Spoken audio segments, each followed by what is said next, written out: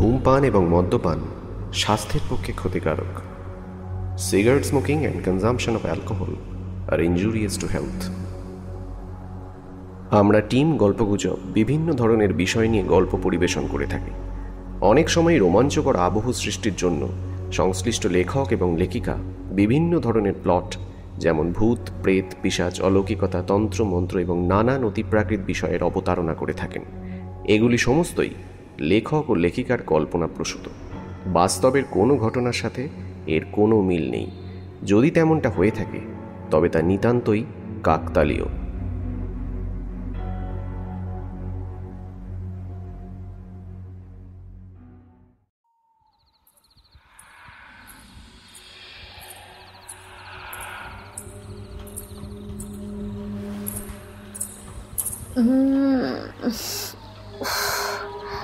আজকেও শব্দটা আসছে না।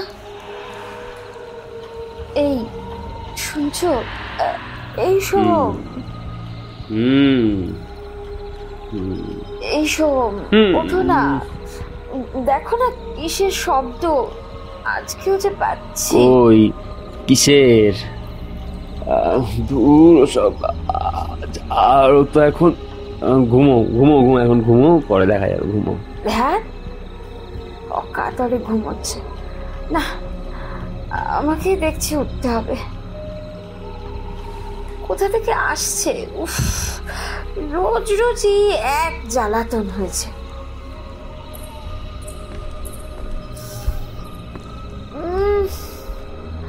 আরে একটা পোড়া গন্ধ আসছে না? হ্যাঁ, কিন্তু কি পড়ছে?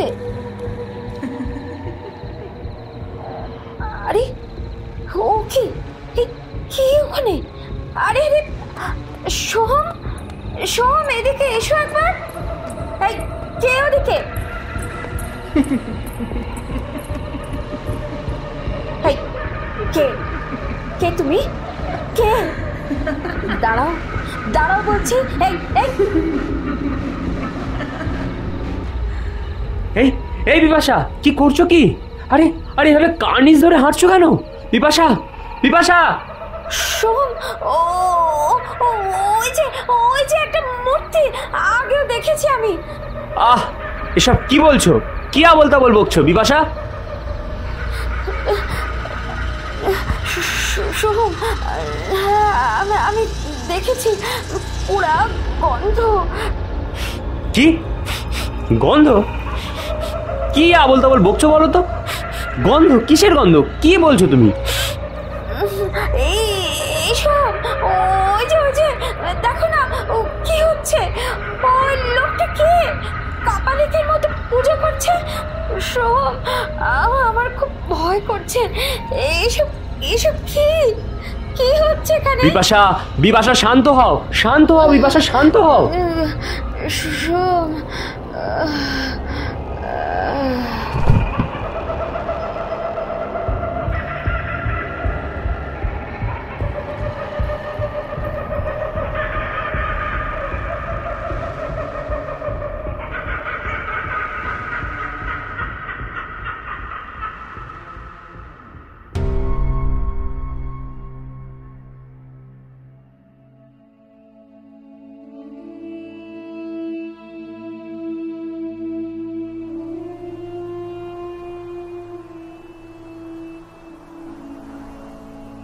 চাকরি সূত্রে কৃষ্ণনাথপুরে এসে একটি পুরনো জমিদার বাড়িতে থাকতে শুরু করলো সোহম, সঙ্গে স্ত্রী বিপাশা।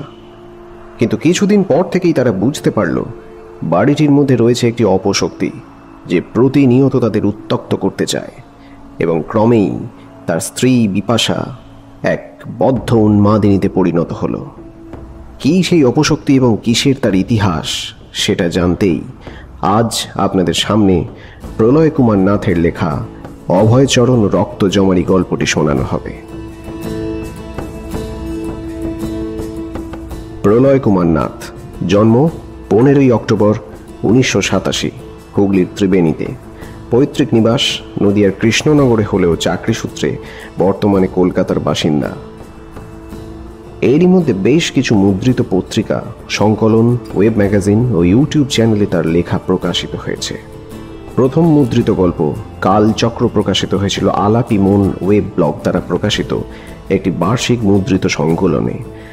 তাঁর প্রথম লেখা একক বই কে তুমি গর্ভহরণী ই বুক আকারে প্রকাশিত হয়েছে খোয়াই পাবলিকেশন থেকে।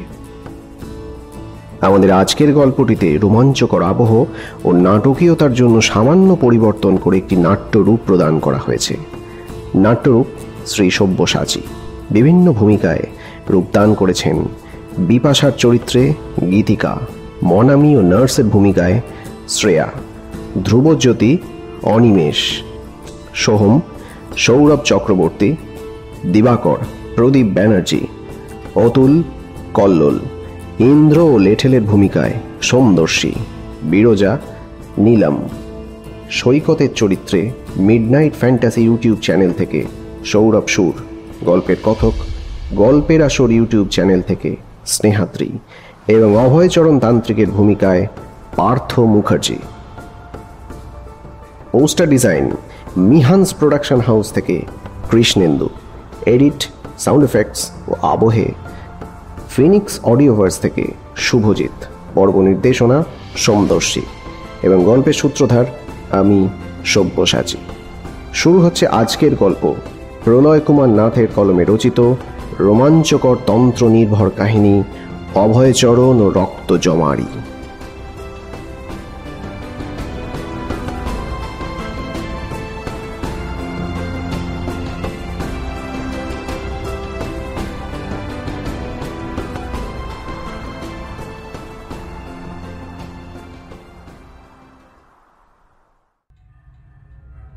পরপর বেশ কয়েকটি রাতে বিপাশার সাথে একই ঘটনা ঘটে গেল। অদ্ভুতভাবে প্রায় মধ্যরাত্রের দিকে সে একটা নুপুরের আওয়াজ পায়। ঘুম ভেঙে শব্দের উৎস খুঁজে পাওয়ার জন্য অনুসরণ করতেই সে একদিন একটা ভয়ঙ্কর দৃশ্য দেখল। তার মনে হয়েছিল একটা অস্পষ্ট ছায়ামূর্তি ধীরে ধীরে হেঁটে যাচ্ছে ছাদের রেলিংয়ের কার্নিশ দিয়ে। বাড়িটা ওরা সদ্য কিনেছে, ওরা বলতে বিপাশা আর সোহম। নতুন বাড়িতে স্বামী স্ত্রী এখনো সবটা গুছিয়ে নিতে পারেনি। এত বড় বাড়ি, তার উপর পুরনো বাড়ি, সব জায়গায় লাইটের ব্যবস্থা এখনো করে উঠতে পারেনি সোহম, তাই ঘুটঘুটে অন্ধকার অনেকাংশেই রয়ে গেছে। কিন্তু যে ঘটনা এতবার ঘটে গেল বিপাশার সাথে, তার যে সত্যি কোনো ব্যাখ্যা নেই। একটা পোড়া গন্ধ পেত সে, তার সাথে সেই ছমছম শব্দ, কিন্তু কাউকেই স্পষ্টভাবে কোনো দিন কখনোই দেখতে পায়নি। যখন সে ছাদে এসেছে মনে হচ্ছে সবটাই হয়তো চোখের ভুল। সম্পূর্ণ খাঁ খাঁ করছে পুরো ফাঁকা ছাদটা, কোথাও কেউ নেই। কিন্তু সেদিন সে যখন শব্দটা শুনে অনুসরণ করতে করতে ছাদে এলো, অবাক হয়ে গিয়েছিল একটা দৃশ্য দেখে। আতঙ্কে থরথর করে সে কেঁপে উঠেছিল। সে দেখেছিল একটা কাপালিকের মতন দেখতে লোক ছাদের ঠিক মাঝখানে বসে কি যেন একটা সাধনা করছে। তার সামনে চোখের আগুন জ্বলছে দাউ দাউ করে, এবং তার চারপাশে ছড়িয়ে ছিটিয়ে আছে অজস্র মরার খুলি, হাত ও পায়ের হাড়, বুকের পাঁজর, নানান পশুর বলি দেওয়া মৃতদেহ।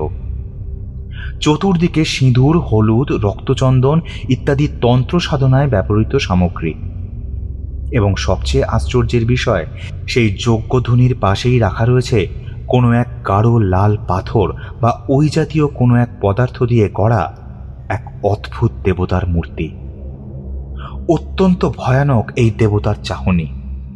তার 3টি গোল চোখ এবং ঠোঁটের ফাঁক দিয়ে বেরিয়ে আসছে 2টো তীক্ষ্ণ সদন্ত।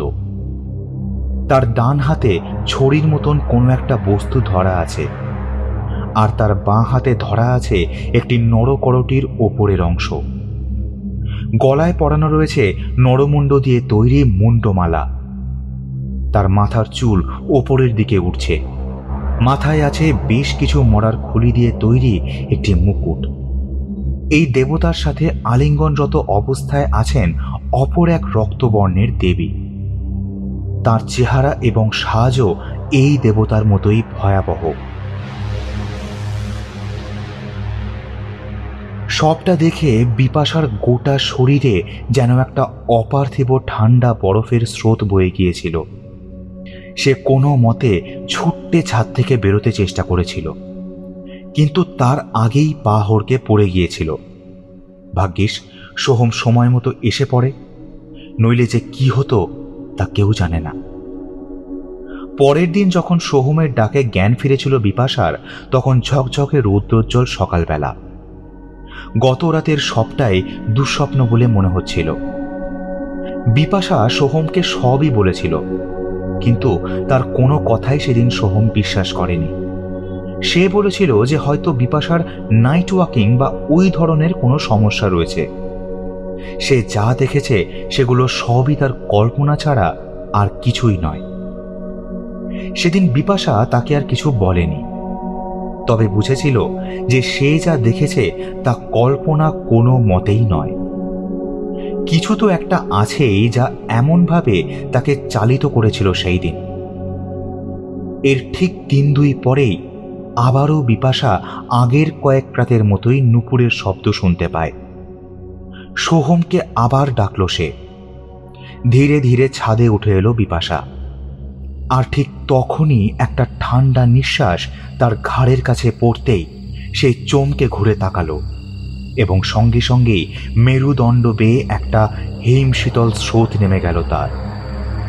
বিপাশা স্পষ্ট বুঝল একটা আবছায়া ছায়ামূর্তি তার সামনেই দাঁড়িয়ে, এবং সেটি একটি অস্পষ্ট নারীর অবয়ব। সে যে ঠিক কী ধরনের পোশাক পরে আছে সেটা বোঝা যাচ্ছে না, শুধু এটাই বোঝা যায় যে ওড়না বা ওই জাতীয় কোনো পোশাক দিয়ে নিজের মুখ, কাঁধ এবং হাত দুটোকে সে ঢেকে রেখেছে।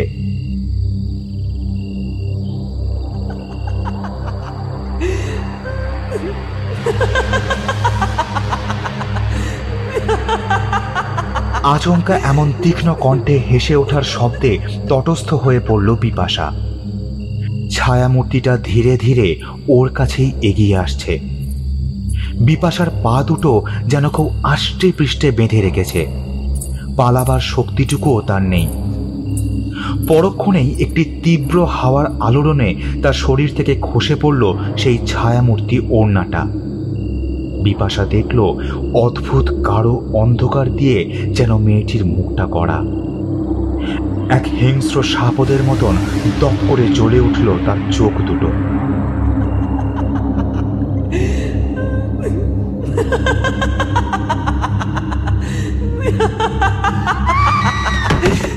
বিপাশা এক লহমায় ছিটকে পড়ে গেল ওই তীব্র আক্রোশের শব্দে।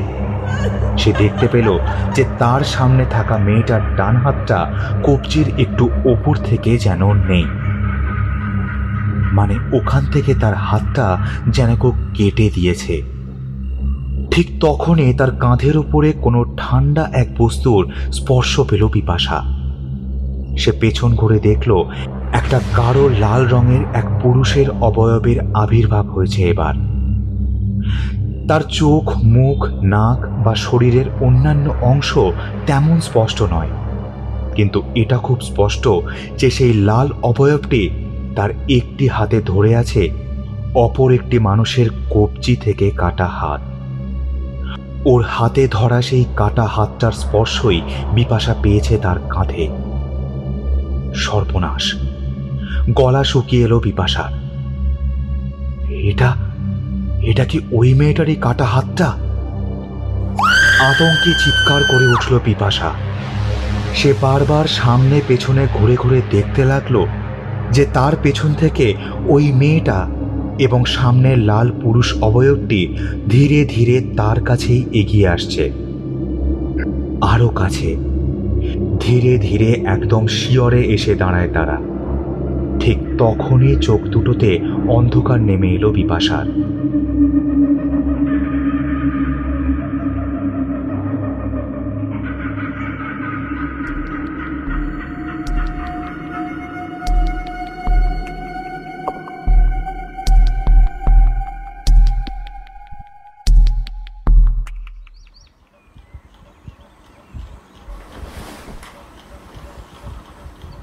বিপাশা, বিপাশা, আরে আরে কোথায় গেলে? আরে এই বিপাশা! সকালে উঠে বিপাশাকে দেখতে না পেয়ে গোটা বাড়ি তন্ন তন্ন করে খুঁজে চলছিল সোহম।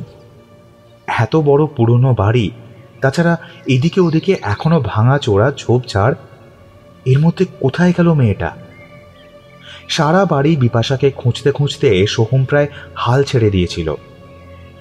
এভাবে যে রাতারাতি কেউ গায়েব হয়ে যেতে পারে সেটা তার কল্পনার বাইরে। অনেক খুঁজেছে সে, কিন্তু কোথাও পায়নি। অবশেষে বাড়ির পেছনের বাগানের কাছে এসে একটু বসল সোহম। মহা সমস্যা হলো তো।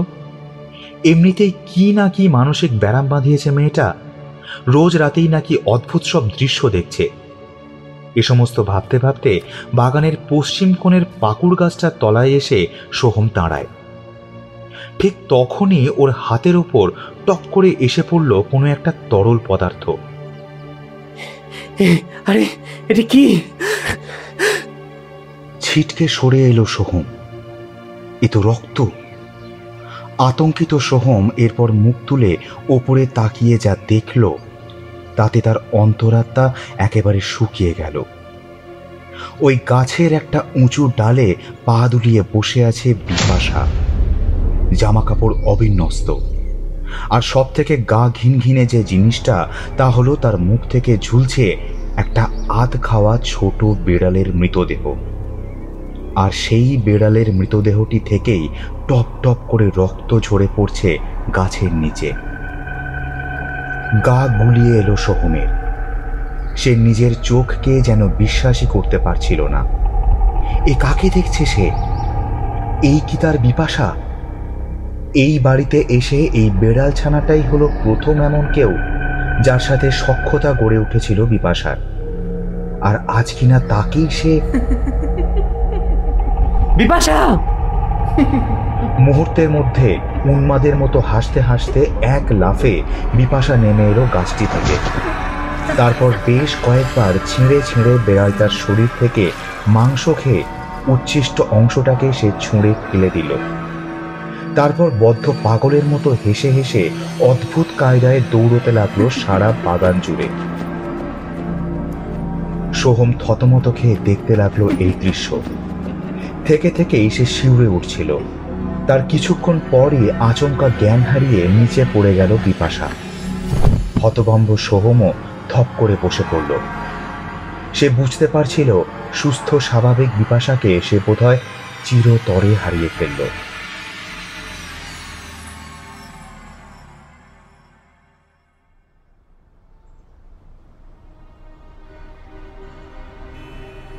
কলকাতার একটি নামকরা মানসিক চিকিৎসা কেন্দ্রের ভিজিটার্স এরিয়াতে বসেছিল সোহম, সৈকত, মনামি আর অভয়চরণ। সোহম একটু বেশিই ভেঙে পড়েছিল। সেই স্কুল লাইফ থেকেই বিপাশার সাথে তার প্রেমের সম্পর্ক। স্কুল কলেজের গণ্ডি পেরিয়ে একটা সময় লেকচারার হিসাবে জয়েন করল সোহম। জায়গাটা বেশ দূর, তমলুক জেলার একটি প্রত্যন্ত গ্রাম কৃষ্ণনাথপুরে। ইতিমধ্যে বিপাশার সাথে বিয়ের দিনও স্থির হয়ে যায়। বিয়ের পর ওরা দুজন পাকাপাকিভাবে একটি বাসস্থানের খোঁজ করতে শুরু করেছিল।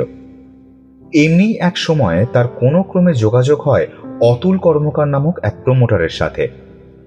লোকটির বাড়ি কলকাতায় হলেও প্রায় গোটা পশ্চিমবঙ্গটাই যেন তার নখদর্পণে।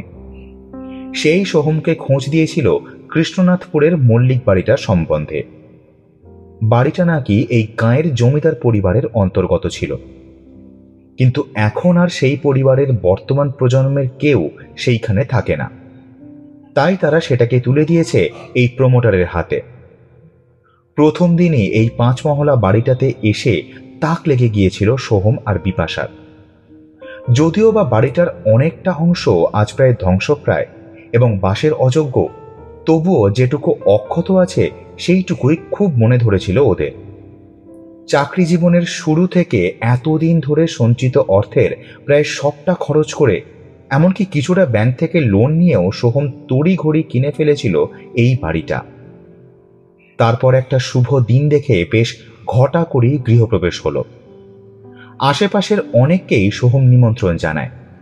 নতুন জায়গা, তাই পরিচিতিরও একটা ব্যাপার ছিল। কিন্তু সেদিন থেকেই নানান গ্রামবাসীদের মুখে এই বাড়িটার সম্বন্ধে বেশ কিছু খারাপ কথা শুনতে হয়েছিল। এই বাড়িটা নাকি অভিশপ্ত, এখানে নাকি কোনো এক অপশক্তি ঘুরে বেড়ায়, আর সেই জন্যই ওই জমিদার পরিবার এই বাড়িটা ত্যাগ করে অন্যত্র চলে গিয়েছিল। সোহমরা অবশ্য এই সমস্ত কথায় পাত্তা দেয়নি। গায়ে যে কোনো পুরনো বাড়ি থাকলেই তার সম্বন্ধে এমন অহেতুক জনশ্রুতি জন্ম নেয়, তাই এই কথাগুলো হেসেই উড়িয়ে দিয়েছিল সোহম আর বিপাশা। কিন্তু সবটা যে অত সহজ নয় সেটা কিছুদিনের মধ্যেই তারা অনুভব করল। কিছুদিন পর থেকেই ওদের সুখী দাম্পত্যে দেখা দিয়েছিল বিপত্তির ঝড়। এই বাড়িতে আসার মাস খানেকও কাটল না, তখন থেকেই অদ্ভুত অদ্ভুত কিছু ছোট বড় ঘটনা ঘটতে শুরু করলো বিপাশার সাথে। এমন কিছু ঘটনা যা বৈজ্ঞানিক যুক্তিধারা দিয়ে ব্যাখ্যা করা যায় না। প্রথম প্রথম বিপাশা নিজেও এগুলোকে উপেক্ষা করতে চেয়েছিল, কিন্তু ঘটনাগুলোর ভয়াবহতা যখন বাড়তে লাগলো তখন বাধ্য হয়েই সে সোহমকে এই সমস্ত কথা জানিয়েছিল। সে প্রস্তাব দিয়েছিল এই বাড়ি পরিত্যাগ করে অন্যত্র বসবাস করবার। বলা বাহুল্য, সোহম এইসব কোনো কথাই বিশ্বাস করেনি। তাছাড়া এত বড় একটা টাকার অঙ্ক সে ইতিমধ্যেই এই বাড়িটার জন্য খরচ করে ফেলেছিল যে তার পক্ষে এই বাড়ি ছাড়ার কথা ভাবাই অসম্ভব ছিল। কিন্তু হায়, তখন যদি সে বিপাশার কথা শুনতো তাহলে আজকে কি তাকে এই দিন দেখতে হতো? সেদিন বাড়ির বাগানে অচৈতন্য হয়ে পড়ে যাওয়ার পর বিপাশাকে বাড়িতে এনে বিছানায় শুইয়ে দিয়েছিল সোহম। কিন্তু তারপর ওর চৈতন্য ফিরে এলেই সোহম বুঝেছিল যে সম্পূর্ণরূপে সুস্থ মানসিক স্থিতি হারিয়েছিল বিপাশা। হাতের সামনে যা কিছু পেত সেটা দিয়েই নিজেকে আঘাত করে আঁচড়ে কামড়ে ক্ষত বিক্ষত করতে লাগলো বিপাশা। সারা ঘরের দেওয়াল জুড়ে নখের আঁচড় কেটে সে শুধু একটা জিনিসেরই ছবি আঁকতে থাকত। একটা সরল রেখার একদিক থেকে বেরিয়ে আসছে আরো 5টা ছোট বড় সরল রেখা, একটা কাটা হাত, তার হাতের আঙুলের প্রতিটা নখ উঠে গিয়ে রক্তারক্তি কাণ্ড হতে শুরু করলো। একদিন তো কলেজ থেকে ফিরে সোহম দেখেছিল বাড়ির পেছন দিকে একটা আস্তা কুঁড়ে মুখ ডুবিয়ে বসে ফেলে দেওয়া পশুর নাড়ি ভুঁড়ি আরাম করে চিবিয়ে চিবিয়ে খাচ্ছে বিপাশা। এই দৃশ্য দেখে বমি উঠে এসেছিল সোহমের। এরপর বাধ্য হয়েই একটা ঘরে বিপাশাকে আটকে রেখেছিল সোহম। তার কাছ থেকে সরিয়ে নেওয়া হয়েছিল ছুরি কাঁচি সহ সমস্ত প্রকার ধারালো জিনিসপত্রগুলো। এমনই অবস্থায় হঠাৎ একদিন বিপাশার ঘর থেকে একটা তীব্র আর্তচিৎকার শুনে সোহম ছুটে এসেছিল তার ঘরে। সে এসে দেখল মেঝের উপরে পড়ে ছটফট করছে বিপাশা। তার ঠোঁট এবং জিভের বেশ কিছুটা অংশ পুড়ে কালচে হয়ে গিয়েছে এবং তার পাশেই পড়ে আছে দাঁত দিয়ে ছিঁড়ে 2 টুকরো করা একটি এক্সটেনশন কেবলের তার। এরপর আর বিপাশাকে বাড়িতে রাখার কথা ভাবেনি সোহম। তাকে সে ভর্তি করিয়ে দিয়েছিল কলকাতার একটি মানসিক রোগের হাসপাতালে। এতদিন পর তার মনে স্থির বিশ্বাস জন্মে গিয়েছিল যে ওই বাড়িতে কোনো না কোনো অলৌকিক সত্তার উপস্থিতি অবশ্যই আছে। তাই তার মনে পড়েছিল সৈকতের কথা, যার সাথে এসে এককালে একটি কোচিং সেন্টারে পড়তে যেত। মাঝে মাঝে ফোনে তার কথাবার্তা হতো সৈকতের সাথে। ওর কাছ থেকেই সোহম কখনো শুনেছিল অভয়চরণের নাম। আর তাই আজ হতাশায় আতঙ্কে বিধ্বস্ত সোহম সৈকতের সাহায্যে অভয়চরণকে অনুরোধ করেছে এখানে এসে তার স্ত্রীর জীবনকে রক্ষা করতে। এতক্ষণ ধরে সে সব কথাই বলছিল অভয়চরণকে, অন্তত সেই সব কথাগুলো যেগুলো সে বিপাশার মুখ থেকে কোনো না কোনো সময়ে শুনেছে। গম্ভীর মুখে সবকিছু শুনে যাচ্ছিলেন অভয়চরণ। তারপর তিনি বেশ উত্তেজিত হয়ে সোহমকে বললেন, সবই বুঝলাম বাবা, কিন্তু তুমি যে বড্ড দেরি করে ফেললে। তোমার স্ত্রীর কথা শুনে তোমার বোঝা উচিত ছিল যে ওগুলো তার কল্পনা নয়। ওই বাড়িতে সত্যিই কোনো অলৌকিক অপশক্তির হাত আছে। যাই হোক, তোমরা এখানে অপেক্ষা করো কেমন, আমি একবার দেখে আসি বিপাশা মাকে। এই বলে তিনি ধীরে ধীরে এগিয়ে গেলেন ওই হাসপাতালের সেই কামরার দিকে যেখানে রাখা রয়েছে বিপাশাকে। একটা অদ্ভুত শীতল নিস্তব্ধতা বিরাজ করছে মানসিক হাসপাতালের এই ঘরটার মধ্যে। বেশ বড় ঘর, প্রায় ৮-১০টা বেড এই ঘরে রাখা। তাদের প্রত্যেকটিতেই রাখা রয়েছে এক একটি রোগিণীকে, কিন্তু তাদের কারোর দিকে তেমন দৃষ্টিপাত করলেন না অভয়চরণ। তার যেন মনে হচ্ছিল একটি অদ্ভুত গোলাকার সুড়ঙ্গ পথ দিয়ে তিনি চলছেন, সেটার চারদিকে ঘনিয়ে আছে শুধুমাত্র অন্ধকার। শুধু সেই পথের শেষের মুখ দিয়ে আসছে আবছা আলোর একটা হাতছানি, আর সেখানেই উস্কো খুস্কো চেহারায় বিছানার সাথে দড়ি দিয়ে হাত পা বাঁধা অবস্থায় বসে আছে একটি মেয়ে। মেয়েটি এক মনে সামনে থেকে পেছনে দুলে দুলে কি যেন বিড়বিড় করে বলে চলেছে। এটাই তবে বিপাশা। অভয়চরণ তার বিছানার কাছে এগিয়ে গিয়ে নিজের ডান হাতটা রাখলেন বিপাশার মাথায়, কিন্তু এতে কোনো হেলদোল হলো না বিপাশার। কিন্তু হঠাৎ করেই একটি গাঢ় লাল রঙের হাত দৃশ্যমান হয়ে উঠল বিপাশার ঘাড়ের ঠিক পিছনে। একবার যেন আলগা হচ্ছে সেই হাতের আঙুলগুলো, তো পর মুহূর্তেই আবার সেগুলো চেপে ধরছে বিপাশার গলাটাকে। ঠিক এই সময় বিপাশা তাকিয়ে দেখল অভয়চরণের দিকে। একটা খলখলে শয়তানি হাসি তার মুখে খেলে গেল।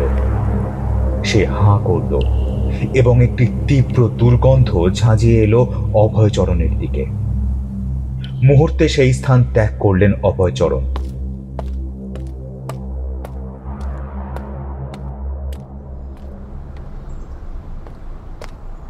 শোনো তোমরা, আমাদের হাতে সময় খুব কম আছে।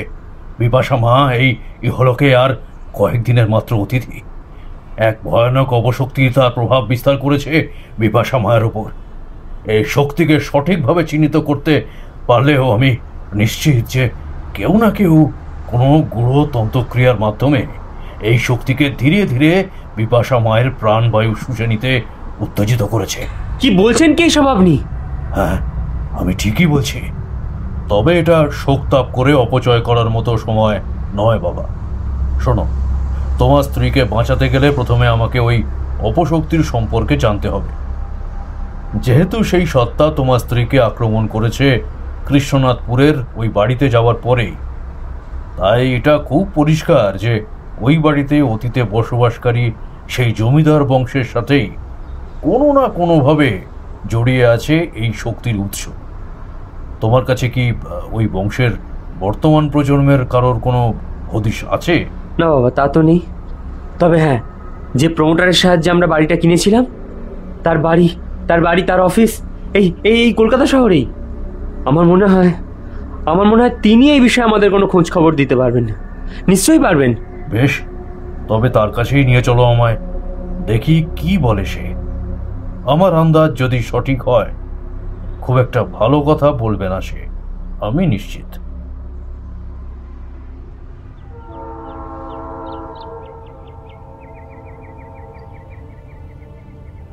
সেদিন বিকেলের ট্রেনেই ওরা পৌঁছে গিয়েছিল প্রমোটার অতুল কর্মকারের বাড়ির অফিস ঘরে। একেবারে শটান স্টেশন থেকে অতুলবাবুর বাড়িতে এসে পড়েছে ওরা। অতুলবাবু কাজে ব্যস্ত ছিলেন। হঠাৎ সবাইকে দেখে একটু হতচকিতই হলেন। ওর সন্ডা মার্কা চেহারা আর কুঞ্চিত ভুরুযুগল দেখে অভয়চরণের খুব একটা ভালো লাগলো না। পরনে দামি স্যুট, গলায় মোটা সোনার চেন, হাতে দামি ঘড়ি এবং আঙুল ভর্তি সোনার আংটি দেখে বোঝা গেল প্রমোটারি করে পসার ভালোই জমিয়েছেন ভদ্রলোক। সোহমে প্রথম শুরু করল। খুব কাতর কণ্ঠে ওই বাড়িতে গিয়ে বিপাশার সাথে যা কিছু ঘটেছে সেগুলো ব্যক্ত করে যেতে লাগলো অতুলকে। কিন্তু সেই কথাগুলো শোনার মাঝে মাঝেই কয়েকবার হাই তুলল সে। অবশেষে বিরক্তি ভরা কণ্ঠে সে বলে উঠল, হ্যাঁ, তো আপনার মিসেস পাগল হয়ে গেছে। এতে হয়েছেটা কি? হ্যাঁ, মানুষ কি কখনো পাগল টাগল হয় না নাকি? আর তার জন্য এই তান্ত্রিক বাবা ওই বাড়ির দোষ দিতে শুরু করে দিয়েছে। বাহ বাহ বাহ বাহ, খুব ভালো। ওরা আশ্চর্য হয়ে উঠল অতুলের এই ব্যবহারে। সে এবার অভয়চরণের দিকে চেয়ে বলল, তা মামু, মানুষকে এইসব ভুজুং ভাজুং দিয়ে বেশ পয়সা আয় করা হয়, তাই না? এই যান যান, কারোর খোঁজ খবর আমি আপনাদের দিতে পারবো না। এই কথা শুনে উত্তেজিত হয়ে সৈকত ছুটে যেতে চাইল অতুলের দিকে, কিন্তু অভয়চরণ তাকে আটকালেন। আরও উদ্ধত কণ্ঠে অতুল সোহমকে বলতে লাগলো, দেখুন গে, হয়তো অন্য কোনো নাগরের সাথে লটঘট লেগেছে আপনার বউয়ের, হয়তো আপনার সাথে শুতে আর মজা পাচ্ছে না, তাই এইসব নাটক করে আপনার কাছ থেকে ছুটকারা পেতে চাইছে সে, এটাও বুঝছেন না? এবার আর সহ্য করতে পারল না সোহম। সে চিৎকার করে ছুটে গিয়ে অতুলের জামার কলার ধরে তাকে সিট থেকে তুলে টেনে নিয়ে গেল পেছনের দেওয়ালের দিকে। এই ঘটনার আকস্মিকতায় বেশ অবাক হয়ে গেল অতুল। অতঃপর সে চিৎকার করে বলল, দেবা, এই দেবা, একবার সকলকে নিয়ে আয় তো এদিকে। ঠিক সেই মুহূর্তে ওই অফিস ঘরের দরজা ঠেলে সেখানে প্রবেশ করল 5-6টা গুন্ডা গোছের লোক। তাদের প্রত্যেকের হাতেই আছে একটা করে লোহার রড। ওরা রডগুলো নাচাতে নাচাতে ধীরে ধীরে এগিয়ে যেতে লাগলো সোহম, সৈকত, অভয়চরণ আর মনামির দিকে। অতুলের কলার ছেড়ে আতঙ্কিত দৃষ্টিতে তাদের দিকে তাকিয়ে দেখল সোহম। কিন্তু পর মুহূর্তেই ঘটল একটি অবিশ্বাস্য ঘটনা। যেই ওরা রডগুলো তুলে সোহমকে মারতে গেল, ঠিক তখনই যেন কোনো এক অদ্ভুত জাদু বলে ওদের হাত পা সব স্থির হয়ে গেল। মারা তো দূরের কথা, নড়াচড়া করার ক্ষমতা পর্যন্ত হারিয়ে ফেলল তারা।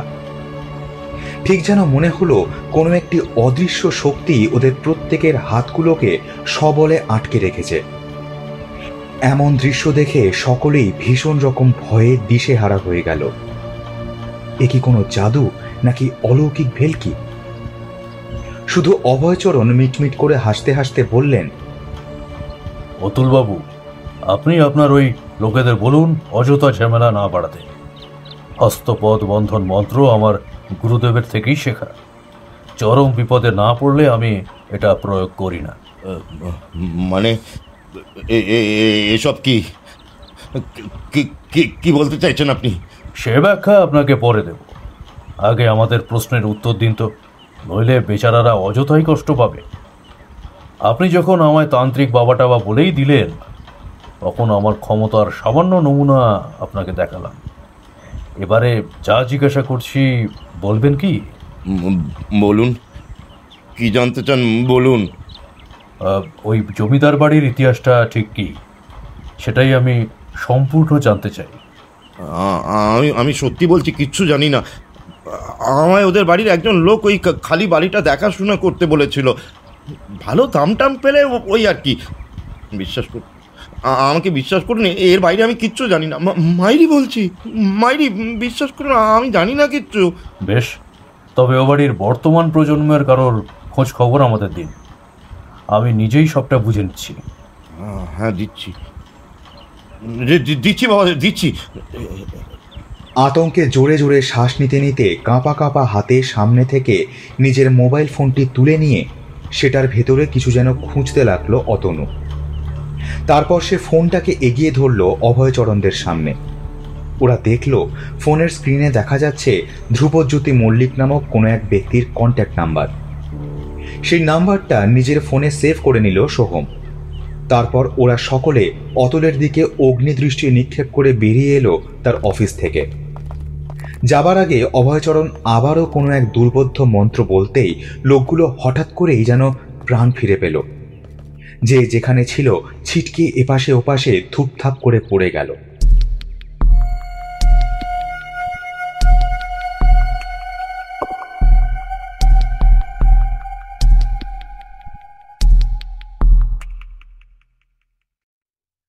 ধ্রুবজ্যোতি মল্লিক আদপে মুম্বাইয়ের বাসিন্দা।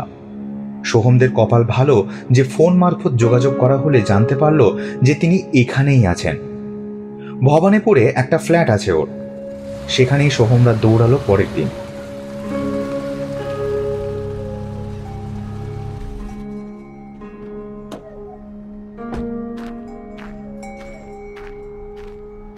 ধ্রুবজ্যোতিবাবুর ফ্ল্যাটটা বেশ ছিমছাম, পরিপাট্য এবং আভিজাত্যের মিশেলে বেশ চোখ লেগে যায় ফ্ল্যাটের অন্দরমহলে। একটু পরেই ধ্রুবজ্যোতিবাবু এলেন। বয়স 35 বছর হবে। ফর্সা ছিপছিপে চেহারা। নমস্কার প্রতি নমস্কারের পর্ব শেষ হলে শুরু হলো ওদের আলোচনা।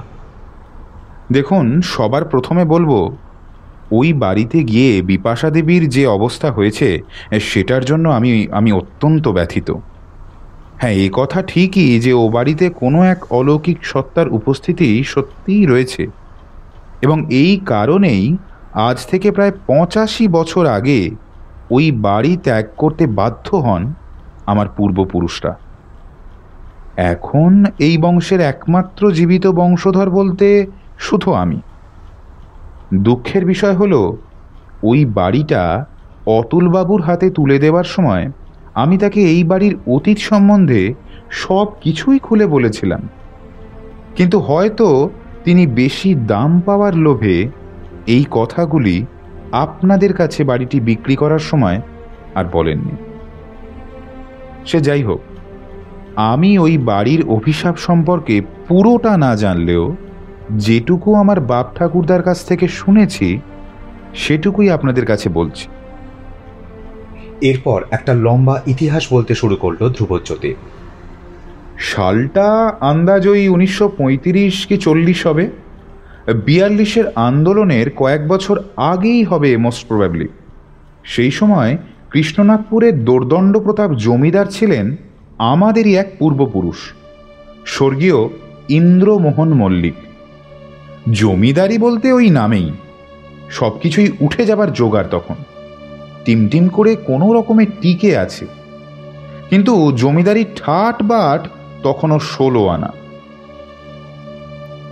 সেই সময় ইন্দ্রমোহনের বয়স ছিল আন্দাজ ওই 30 বছর, আর তার স্ত্রীর নাম ছিল সুকুমারী দেবী।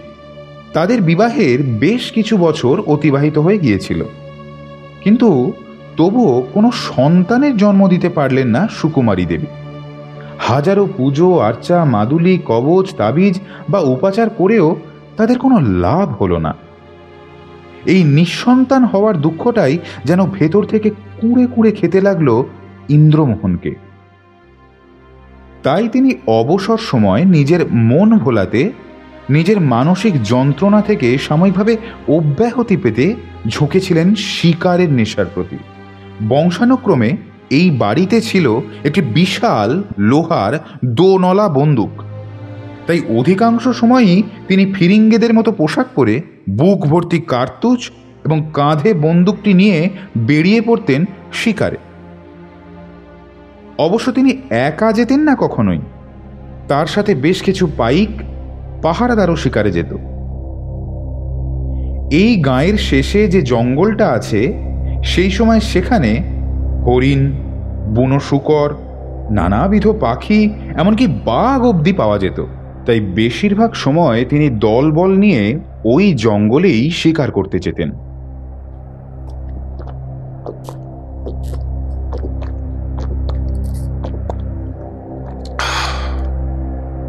এবার এই জঙ্গলের মধ্যে আরেক বিপদ সব সময়ই ওত পেতে থাকত। সেটা হলো কালু সর্দার বলে এক নৃশংস ডাকাত এবং তার দলবল। এই জঙ্গলের মাঝ বরাবর দিয়ে একটা সরু পথ চলে গিয়েছিল, এবং এই রাস্তাটাই ছিল কৃষ্ণনাথপুর তথা আশেপাশের বেশ কয়েকটি গাঁয়ের মধ্যে যাওয়া আসা করার সংক্ষিপ্ত পথ। ওই পথের এক ধার দিয়ে বয়ে গিয়েছে একটি নদী। এই নদীর ধারে, ঠিক ওই পথের পাশেই ঘন বনঝোপের মধ্যে দলবল নিয়ে ঘাপটি মেরে বসে থাকত কালু, এবং ওই পথ দিয়ে কোনো পথিক গেলে তার সর্বস্ব তো লুট করতই এই ডাকাত দল, উপরন্তু সেই হতভাগ্য মানুষটাকে প্রাণে মারতেও ভুলত না তারা। আর পথিক যদি কোনো মহিলা হয়, তাহলে তো স্বয়ং ঈশ্বরেরও ক্ষমতা ছিল না কালু এবং তার লোকজনের দ্বারা ধর্ষিতা হওয়ার হাত থেকে তাকে বাঁচাতে। এমনই একদিন দলবল নিয়ে শিকার করতে আসার সময় ওই নদীর পাড় থেকে হঠাৎই একটা নারী কণ্ঠের তীব্র আর্ত চিৎকার ভেসে এলো ইন্দ্রমোহনের কানে। বাঁচাও,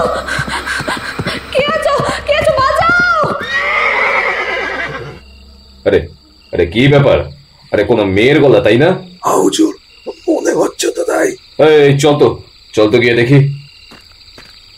খানিকটা এগিয়েই ইন্দ্রমোহন এবং তার লোকজন একটি বন্য ঝোপের আড়ালে দাঁড়িয়ে দেখল যে নদীর পাড়ে ঠিক ওই সরু পথটার মাঝে পড়ে রয়েছে একটি ভাঙা পালকি এবং দেহের বিভিন্ন অংশে আঘাত লাগার ফলে রক্তাক্ত অবস্থায় মরে পড়ে আছে বেশ কিছু মানুষ।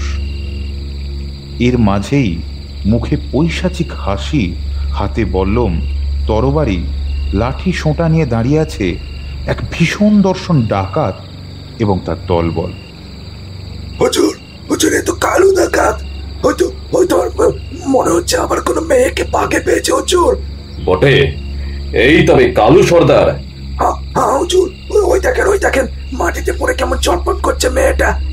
আরে এর তো নতুন বউ হুজুর, বিয়ের সাজ রয়েছে গায়ে। বাঁচাও, ছেড়ে দাও।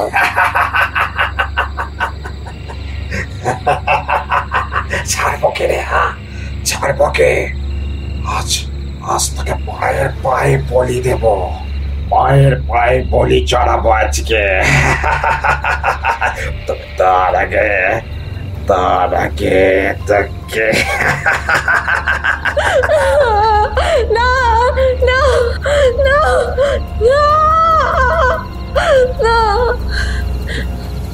ইন্দ্রমোহন স্পষ্ট বুঝতে পারল যে মেয়েটির সতীত্ব হরণ করার চেষ্টা করছে ওই কালু সর্দার। এর মধ্যেই তার শাড়ির আঁচল ধরে টেনে তাকে অর্ধনগ্ন করে ফেলেছে কালু। তারপর মেয়েটার হাত দুটোকে নিজের হাতের নিচে পিষে ধরে নিজের কালো কুৎসিত মুখটা কালু নামিয়ে আনতে লাগলো মেয়েটার উন্মুক্ত বুকের উপর। আর ঠিক তখনই কান ফাটানো শব্দে গর্জে উঠল ইন্দ্রমোহনের হাতে ধরা দোনলা বন্দুকটা। মুহূর্তের মধ্যেই মৃত্যু মুখে পতিত হয়ে কালু ঢলে পড়ল ওই মেয়েটির দেহের উপর। এই দৃশ্য দেখে কালুর দলবলের অন্যান্য ডাকাতগুলো হাতের অস্ত্রগুলো নিয়ে তেড়ে এসেছিল ইন্দ্রমোহন এবং তার লোকজনের দিকে।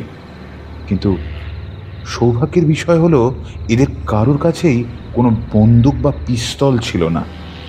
ফলে ইন্দ্রমোহনের সাথে পাড়ার কোনো প্রশ্নই হয় না। কিছু লোকের তৎক্ষণাৎ প্রাণ গেল ইন্দ্রমোহনের বন্দুকের গুলিতে, আর বাকি যারা ছিল তারা এদিক ওদিক পালিয়ে গিয়ে যা হোক করে নিজের প্রাণ বাঁচালো। ততক্ষণে মেয়েটা যতটা সম্ভব নিজের পোশাকের বিন্যাস ঠিক করে নিয়েছে। ইন্দ্রমোহন দেখল যে মেয়েটার ডান কপালের ওপরে রয়েছে বেশ বড় একটা ক্ষত। হয়তো কালু বা তার কোনো লোকই তাকে লাঠির আঘাত করেছিল ওখানে। যা হোক করে উঠেই মেয়েটি ছুটে গেল নদীর পাড়ে। তারপর সেখানে পড়ে থাকা একটা ভাঙা টোপরকে বুকে জড়িয়ে ধরে হাউ হাউ করে কাঁদতে লাগলো সে। এতটা বলে একটা দীর্ঘশ্বাস ফেলল ধ্রুবজ্যোতি। সোহম প্রশ্ন করল, তারপর কি হলো? ধ্রুবজ্যোতি আবার বলতে শুরু করলো, ইন্দ্রমোহন মেয়েটির কাছ থেকে জানতে পেরেছিল যে তার নাম হলো বিরজা। কৃষ্ণনাথপুরের পাশের গাঁ খেজুরতলির বাসিন্দা সে। কয়েক ক্রোশ দূরের অন্য এক গ্রামের ছেলে দিবাকরের সাথে তার বিয়ে হয়েছিল। সে বউ নিয়ে ফিরছিল আজ। পায়ে হেঁটে এক গাঁ থেকে আরেক গাঁ অনেকটাই পথ। তাই তাড়াতাড়ি বাড়ি পৌঁছানোর জন্য কালু সর্দারের ভয় আছে জেনেও ওরা জঙ্গলের মাঝে নদীর পাড়ে থাকা এই সরু রাস্তাটি ধরে। কিন্তু এই সিদ্ধান্ত যে কত বড় ভুল ছিল ততক্ষণে সেটা বুঝতে পেরেছে বিরজা।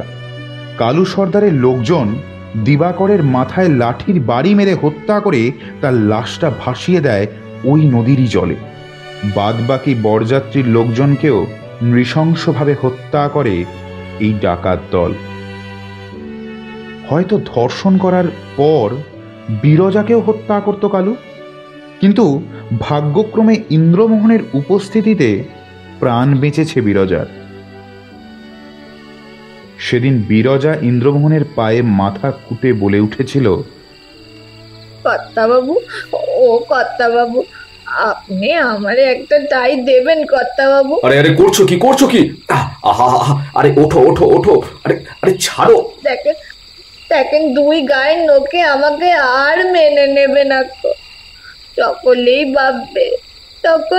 ভাববে যে ওই ডাকাত আমারে সর্বনাশ করেছে। না নিজের ঘরে না স্বামীর ঘরে কোথাও ঠাই হবে না আমার, কোথাও না। আপনি পয়সাও না লোক কর্তা, আপনার ঘরে দাসী বাদির মতো পড়ে থাকবো গো, আমি দাসী বাদির মতো পড়ে থাকবো।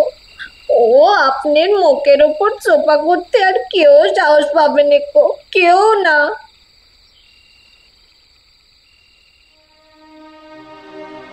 প্রথম প্রথম বিরজাকে ভালো চোখেই দেখত সুকুমারী, কিন্তু তারপর একদিন দুপুরের দিকে ইন্দ্রমোহন কাছারির উদ্দেশ্যে বেরিয়ে যাওয়ার পর মুখে এক পালি পান গুঁজে আর হাতে পানের রূপোর বাক্সটা নিয়ে সুকুমারী গুনগুন করে গান গাইতে গাইতে ঘুরে বেড়াচ্ছিল বাড়ির বারান্দা জুড়ে। হঠাৎ নিচের তলায় বিরজার ঘরের কাছে একটা শব্দ পেয়ে তটস্থ হয়ে গেল সে। ঘর থেকে একটা নারী কণ্ঠ ভেসে আসছে, যে এ তো বিরজার গলা। যে আওয়াজটা আসছে সেটা চিৎকার ছাড়া আর কিছুই বলা যায় না। ঘরের দরজা ভেজানোই ছিল। পা টিপে টিপে দরজার দিকে ক্রমশ এগিয়ে যেতে লাগলো সুকুমারী। দরজার ফাঁক দিয়ে যা দেখল তাতে তার সমস্ত শরীর ঘিন ঘিন করে উঠল। ঘরের মধ্যে একটা বড় পালঙ্ক, আর তাতে বিরজা শুয়ে রয়েছে। সমস্ত শরীরে এক ফালি কাপড়ও নেই, আর তার উপর ক্রমাগত মর্দন করে চলেছে ইন্দ্রমোহন। সে বিরজার শরীরটা থেকে সমস্ত ওম নিজের শরীরে শুষে নিচ্ছিল। আবেগঘন মুহূর্তে বিরজার গলা থেকে এক চরম সুখের উল্লাস বারবার ভেসে আসছে। সুকুমারী বুঝতে পারল ইন্দ্রমোহন কাছারি যাওয়ার নাম করে এসে ঢুকেছিল বিরজার ঘরে, এবং উত্তেজনার তাড়নায় হয়তো কোনো কারণে বন্ধ করতে ভুলে গিয়েছিল সেই ঘরের দরজা। হঠাৎ ঠুং করে একটা শব্দ হতেই ওরা চমকে উঠল। অসাবধানতায় সুকুমারীর হাত থেকে পানের বাক্সটি নিচে পড়ে গেছে, আর সেই শব্দেই বিরজা এবং ইন্দ্রমোহন সচকিত হয়ে উঠেছে। ওরা দুজনেই মুখ ফিরিয়ে দেখল খোলা দরজার বাইরে ওদের দিকে তাকিয়ে পাথরের মূর্তির মতো দাঁড়িয়ে আছে সুকুমারী।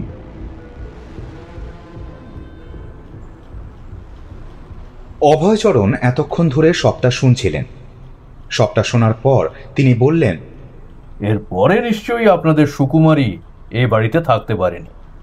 এত বড় অনাসৃষ্টি ঘটে গেল। ঠিকই বলেছেন, তবে সুকুমারীর রাগে বিন্দুমাত্র অনুতপ্ত হয়নি ইন্দ্রমোহন। স্ত্রীকে অবাক করে ইন্দ্রমোহন তাকে বলে উঠেছিল, আরে তুমি গোঁসা করছো কেন বড় বউ? গোঁসা কেন করছো? শোনো শোনো, এই সব কিছু আমি তো তোমার জন্যই করছি। দেখো, বিরজার সাথে এই নিয়ে আমার আগেই পরামর্শ করা হয়ে গিয়েছে। হয়তো খুব তাড়াতাড়ি ওর গর্ভে আমার সন্তান আসবে। সেটা জানা মাত্রই আমি তোমাকে আর ওকে তোমার বাপের বাড়িতে পাঠিয়ে দেবো, আর আর গাঁয়ে সবার কাছে রটিয়ে দেবো যে তুমি মা হতে চলেছ। আর তাই তোমার খাস দাসী হিসাবে বিরজাকেও তোমার সাথেই তোমার গাঁয়ে পাঠানো হচ্ছে, আর সেখানেই বিরজা জন্ম দেবে আমার সন্তানকে। আর আর ওই বাচ্চাকেই কোলে করে তুমি আবার এই গায়ে ফিরে আসবে বিরজার সাথে। গায়ের সবাই জানবে তুমি ওই বাচ্চার মা। তাই তাই এতে তোমার বাঁচা হওয়ার অপবাদ খুঁজবে কিনা? কে খুঁজবে কিনা বলো? আর তারপর না হয় বিরজাকে আমি কাশিবাসি করে দেবো। কি ঠিক আছে? খুশি তো এবার? দেখি এবার একটু হাসো।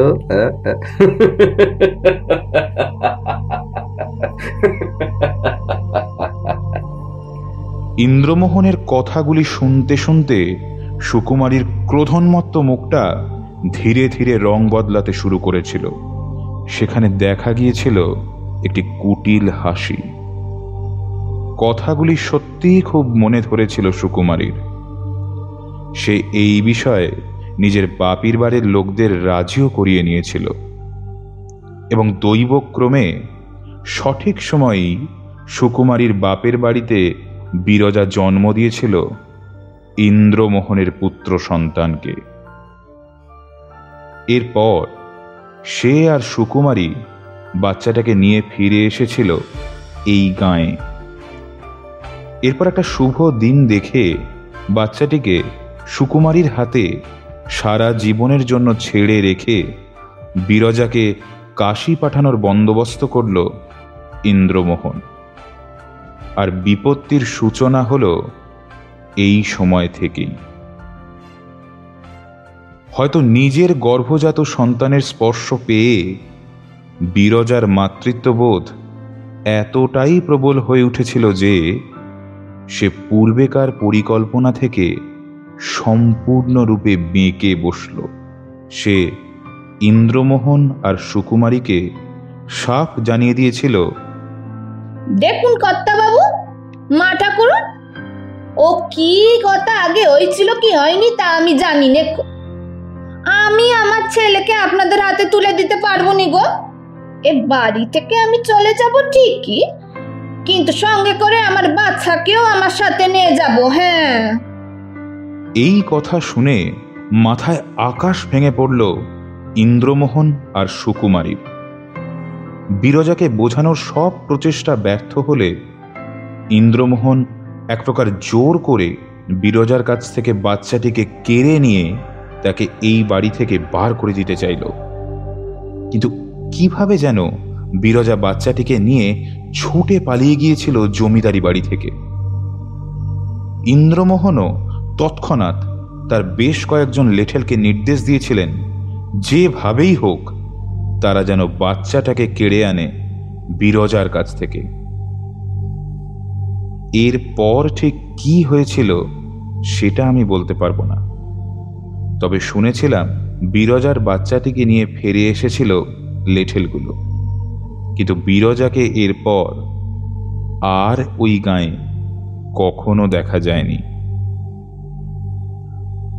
এর কিছুদিন পর থেকেই ওই বাড়িতে ঘনিয়ে আসে এই অভিশাপ। ওই বাড়িতে বসবাসকারী প্রতিটি মহিলা কোনো না কোনো সময় হঠাৎ করেই উন্মাদ হয়ে যান এবং সকলেই বিভিন্ন উপায়ে আত্মহত্যার পথ বেছে নেন। সেই জন্যেই ওই বাড়ি ত্যাগ করেন আমার ঠাকুরদা। বিয়ের আগেই তিনি কলকাতায় পাড়ি দেন, সেখানেই বাড়ি করেন। এখন আর অবশ্য কেউ বেঁচে নেই আমাদের পরিবারে, এই একমাত্র আমি ছাড়া। এই পর্যন্ত কথা বলেই ধ্রুবজ্যোতি মাথা নাড়লেন। দেখুন, ব্যাপারটা হচ্ছে এর বাইরে আর কিছু আমি জানি না। কি করে এই অভিশাপ থেকে মুক্তি হবে, কি করেই বা বিপাশা দেবী স্বাভাবিক অবস্থায় ফিরবেন, আমি আমি আমি সত্যি বলছি জানি না।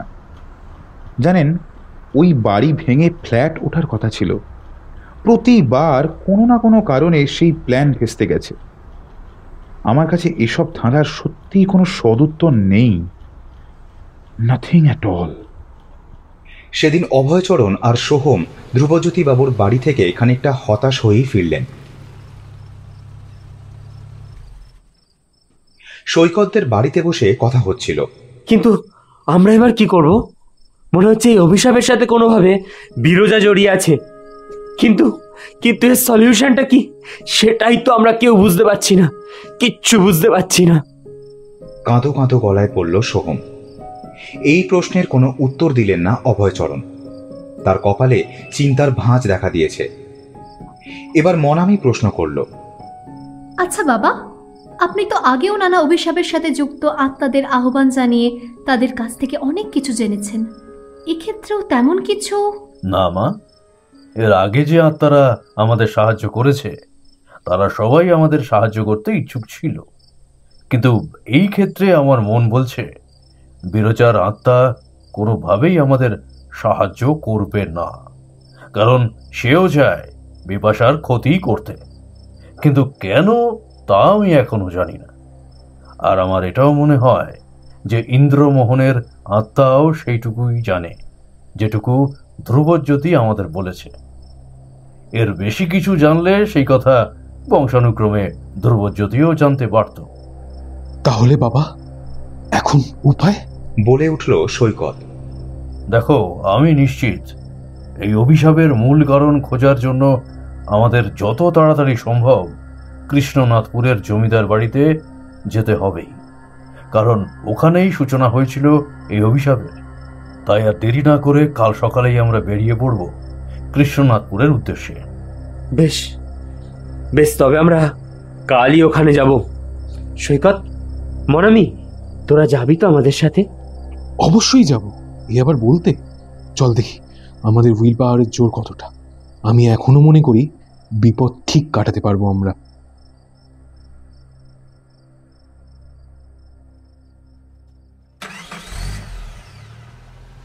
পরদিন সকালে সৈকতদের বাড়ি থেকে বেরিয়ে ওরা কৃষ্ণনাথপুরে পৌঁছেছিল বিকেলের একটু আগে। জমিদার বাড়িটা সত্যিই ছিল দেখার মতো, কিন্তু এই মানসিক অবস্থায় সেই দিকে কারোর মন ছিল না। কিন্তু বাড়ির প্রধান ফটকটার নিচ দিয়ে যাওয়ার সময় একটা অদ্ভুত ঘটনা ঘটল। ওই ফটকের নিচে আসার পরই হঠাৎ যেন অভয়চরণের মনে হলো তার চোখের সামনেটা অন্ধকার হয়ে গেল এবং তার দম আটকে আসলো। দুই হাতে বুক চেপে ধরে জোরে জোরে শ্বাস নিতে নিতে নিচে পড়ে গেলেন অভয়চরণ। বাবা কি হলো? এই কি হলো? দেখ বাবা, আপনি ঠিক আছেন? সৈকত আর সোহম তখনই তাকে সযত্নে তুলে ধরে ধীরে ধীরে এগিয়ে এলো ফটকটির অপর পারে, জমিদার বাড়ির সামনে থাকা ফুলবাগানের ভেতরে। কিন্তু কি আশ্চর্য, সেখানে আসা মাত্রই অভয়চরণের শারীরিক অবস্থা আবার স্বাভাবিক হয়ে গেল। ভুরু কুঁচকে অভয়চরণ দেখলেন ওই ফটকটির দিকে। বেশ পুরনো আমলে গড়া ফটকটি, তার উপরে বসানো একটা বিশাল বড় সিংহের মূর্তি। অভয়চরণ বিড়বিড় করে বলে উঠলেন, লক্ষণ ভালো নয়। যে অপশক্তি এখানে আছে সে চায় না আমি তার বিরুদ্ধাচরণ করি। সে টের পেয়েছে অভয়তান্ত্রিকের আগমন। আমাদের আরো সচেতন থাকতে হবে বাবারা, চলো এগিয়ে যাই। তখন ধীরে ধীরে সন্ধ্যা নামতে শুরু করেছে। বাগানের ভেতর দিয়ে জমিদার বাড়ির দিকে যেতে যেতে অভয়চরণ একবার বুক ভরে নিঃশ্বাস নিয়ে তাকালেন ওপরের আকাশের দিকে। আকাশের বুকে উড়ে চলেছে নাম না জানা পাখির দল। সকলেই ব্যস্ত যে যার বাসায় ফেরার জন্য। কি অদ্ভুত এই প্রকৃতির নিয়ম!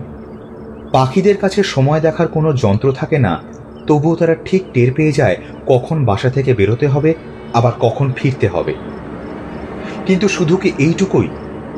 আমরা মানুষরা অনেক সময় অনেক কিছুই উপলব্ধি করতে পারি না, যেটা পশু পাখিরা করতে পারে। এই কথাটা মনে হতেই উত্তেজনায় জ্বলে উঠল অভয়চরণের মুখটা। তিনি তখনই সোহমকে প্রশ্ন করলেন, আচ্ছা বাবা, তোমার এই বাড়িতে বিরজার কি কোনো ছবি আছে? সেটা তো আমি জানি না বাবা, তবে আমি দেখেছি জানেন তো, এই বাড়ির দোতলায় একটা ঘর আছে। সেখানে ওই জমিদার বংশের বেশ কিছু নারী পুরুষের হাতে আঁকা ছবি আছে। সোহমের কথা শেষ হতে না হতেই অভয়চরণ উত্তেজিত কণ্ঠে তাকে বলে উঠলেন, বাবা, তুমি আমাকে এখনই সেই ঘরে নিয়ে চলো। একটু পরেই ওরা বাড়ির ভেতরে ঢুকে প্রবেশ করলো উক্ত ঘরটিতে। কিন্তু এখানে এসে বড্ড ধাঁধায় পড়ল ওরা। এই ঘরটির প্রতিটি কোণ জুড়ে অসংখ্য বিশাল বিশাল তৈলচিত্র লাগানো আছে। এগুলোর মধ্যে কোনো কোনো ছবিতে রাজবেশ পরিহিত জমিদার বাড়ির পুরুষরা তাদের ঔদ্ধত্য এবং দম্ভ প্রকাশ করছে। আবার কোনো কোনো ছবিতে দামি শাড়ি অলঙ্কারে মোড়া সুন্দরী নারীরা তাদের রূপের দিমাগ দেখাতেই ব্যস্ত। আবার কোনো কোনো ছবিতে নারী পুরুষ উভয়ই রয়েছে। এর মধ্যে বিরজার ছবি কোনটা সেটা ওরা বুঝবে কি করে? ছবিগুলোর কোথাও যে কারোর নাম লেখা নেই। যদিও বা বিরজা ছিল এই বাড়ির দাসী, কিন্তু তবুও সে জন্ম দিতে চলেছিল এই বাড়ির বংশধরকেই। তাই আর যে কোনো সাধারণ দাসীর থেকে তার কদর একটু বেশি হওয়াই স্বাভাবিক। তাই এখানে তার ছবি থাকলেও থাকতে পারে। এমন সময় হঠাৎ মনামির চোখ আটকে গেল একটি ছবিতে এসে। সেখানে দেখা যাচ্ছে দুইজন নারীকে। তারা দুইজনেই সুন্দরী, কিন্তু তাদের মধ্যে একজন দামি শাড়ি গহনায় অত্যন্ত সুসজ্জিতা হয়ে বসে আছেন, সম্ভবত একটি সুন্দর কারুকার্য করা সেগুন কাঠের চেয়ারে, এবং অপর মহিলাটি দাঁড়িয়ে আছে তার পেছনে। তার পোশাক এবং সাজসজ্জা অত্যন্ত আড়ম্বরহীন, এবং বিশেষভাবে দ্রষ্টব্য এই দ্বিতীয় মহিলার ডান দিকের কপালের ওপরে একটি অস্পষ্ট কালচে দাগ রয়েছে। তৎক্ষণাৎ মনামি চিৎকার করে বলে উঠল, আচ্ছা, ধ্রুবজ্যোতি বাবু বলেছিলেন না ওই কালু সর্দারের হাতে আক্রান্ত হওয়ার সময় তার দলের কেউ একজন বিরজার ডান দিকের কপালে আঘাত করে? ওই দেখ দেখ ছবিতে। এই কথা শুনে ওরা সকলেই হ্যাঁ সূচক ইঙ্গিত করে ছুটে এলো মনামির কাছে। তার সামনে থাকা ছবিটার দিকে চেয়ে হাসি ফুটে উঠল অভয়চরণের মুখে। তিনি মনামিকে বাহবা দিয়ে বলে উঠলেন, সাবাস মা, সাবাস। আমি নিশ্চিত যে এই ছবিতে যাদের দেখা যাচ্ছে তারা সুকুমারী আর বিরজা ছাড়া আর কেউ নয়। ততক্ষণে রাতের অন্ধকার ঘনিয়েছে চারিধারে। সেই মুহূর্তে সেই ঘরে দাঁড়িয়ে অত্যন্ত আড়ম্বরহীন অথচ বড় অদ্ভুত একটি উপাচার শুরু করলেন অভয়চরণ। সেই ঘরের সমস্ত জানলা দরজা শুধু খুলে দিতে বললেন তিনি। তারপর পূর্ব দিকে মুখ করে নিজের দুই হাত সামনে প্রসারিত করে চোখ বন্ধ করে দাঁড়ালেন তিনি। তার সাথেই বিড়বিড় করে উচ্চারণ করতে লাগলেন কোন একটি গোপন মন্ত্র। এর সাথেই ওদের মনে হলো গোটা বাড়িটা যেন অদ্ভুতভাবে কেঁপে উঠছে, ঠিক ভূমিকম্প হলে যেমন হয় তেমনই। আর এরপর যা হলো তাতে বিস্ময়ে হতবাক হয়ে গেল ওরা। এই ঘরের বাইরে থেকে এই রাতের অন্ধকারেও ভেসে আসতে লাগলো অসংখ্য কাকের ডাক। ওরা চমকে উঠে দেখল এই ঘরের দুটো খোলা জানলা দিয়ে ঘরের ভিতরে একে একে প্রবেশ করলো প্রায় 20-25টা কাক। প্রতিটা কাকের চোখের মণিগুলো অবিশ্বাস্যভাবে গাঢ় লাল হয়ে উঠেছে। কাকগুলো অনবরত ডাকতে ডাকতে পা খেয়ে উঠতে লাগলো অভয়চরণের চারপাশে। এবারে চোখ খুললেন অভয়চরণ। মন্ত্রপাঠ করতে করতে বাঁ হাতটা নামিয়ে রেখে ডান হাতে একটি নির্দিষ্ট মুদ্রা ধারণ করে অভয়চরণ সেই হাতটি প্রসারিত করলেন ওই নির্দিষ্ট ছবিটার মধ্যে থাকা বিরজার দিকে। সাথে সাথে কাকের দল কর্কশ স্বরে চিৎকার করতে করতে ধেয়ে গেল ওই ছবিটার দিকে। তারা ক্রমাগত ঠক্কর দিতে শুরু করলো ওই ছবিতে থাকা বিরজার মুখ এবং শরীরের অন্যান্য স্থানে। ক্রমে ওই ছবিতে থাকা বিরজার সর্বদেহ যেন কাকগুলো সূচালো ঠোঁটের আঘাতে ছিঁড়ে ফেটে ক্ষতবিক্ষত হয়ে বিশ্রী রূপ ধারণ করল। ঠিক তখনই বজ্র গম্ভীর কণ্ঠে বলে উঠলেন অভয়চরণ, আমরা কাকেদের অশুভ শক্তির দূত মনে করি, তাই এটাও নিশ্চয়ই তোমরা মানবে যে এদের কোনো অতিপ্রাকৃত অশুভ শক্তির উপস্থিতি উপলব্ধি করার ক্ষমতা আছে। এটাকেই আমি কাজে লাগিয়েছি। এই উপাচার আমি ছবির মাধ্যমে বিরজাকে ওদের চিনিয়ে দিয়েছি। তাই বিরজার যদি এই বাড়ির উপর ছেয়ে থাকা অভিশাপের পেছনে কোনো হাত থাকে, তাহলে এই কাকগুলোই আমাদের সেই অভিশাপ বহনকারী বস্তুটার কাছে নিয়ে যাবে। অভয়চরণের কথা শেষ হওয়া মাত্রই কাকগুলো সারিবদ্ধভাবে ডাকতে ডাকতে ওই ঘরের জানালা দিয়ে বাইরে বেরিয়ে গেল। ওরাও সবাই ছুটে বেরিয়ে এলো বাড়ির বাইরে। ওরা দেখলো খুব অল্প উচ্চতাতেই কাকগুলো উড়ে যাচ্ছে এই বাড়ির প্রধান ফটকের কাছে। অদ্ভুতভাবে কাকগুলো বিকট স্বরে ডাকতে ডাকতে যেন ঝাঁপিয়ে পড়ল এই ফটকের উপর অবস্থিত সিংহমূর্তির বুকের দিকে থাকা বাঁ পাটির ওপরে। উপাচার বন্ধ করলেন অভয়চরণ। আবার শান্ত হলো প্রকৃতি এবং কোথাও যেন উধাও হয়ে গেল সেই কাকের দল। সোহম আর সৈকত বাবাজি, একটা কাজ করতে হবে। এ বাড়িতে লাঠি সোঁটার অভাব নেই। একটু খুঁজে এনে ওই মূর্তিটাকে ভাঙা প্রয়োজন। লোক ডাকার সময় নেই, আমাদের নিজেদেরই এটা করতে হবে। চলো, আমিও হাত লাগাই। আপনি চিন্তা করবেন না, আমরা দুজনেই দেখে নিচ্ছি। সোহম, চল তো। ওদিক দিয়ে আসার সময় আমি একটা বড় লাঠি দেখেছি, খুঁজলে হয়তো আরো অনেক কিছুই ভাঙার জন্য পেয়ে যাব। চল তো।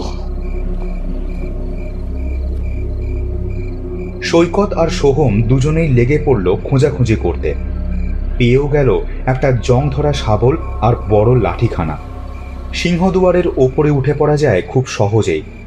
অজস্র খাঁজ রয়েছে ফটকের দুই পাশে, কিন্তু এতদিন পর পুরোটাই নড়বড়ে হয়ে আছে। তবুও ওরা দমল না।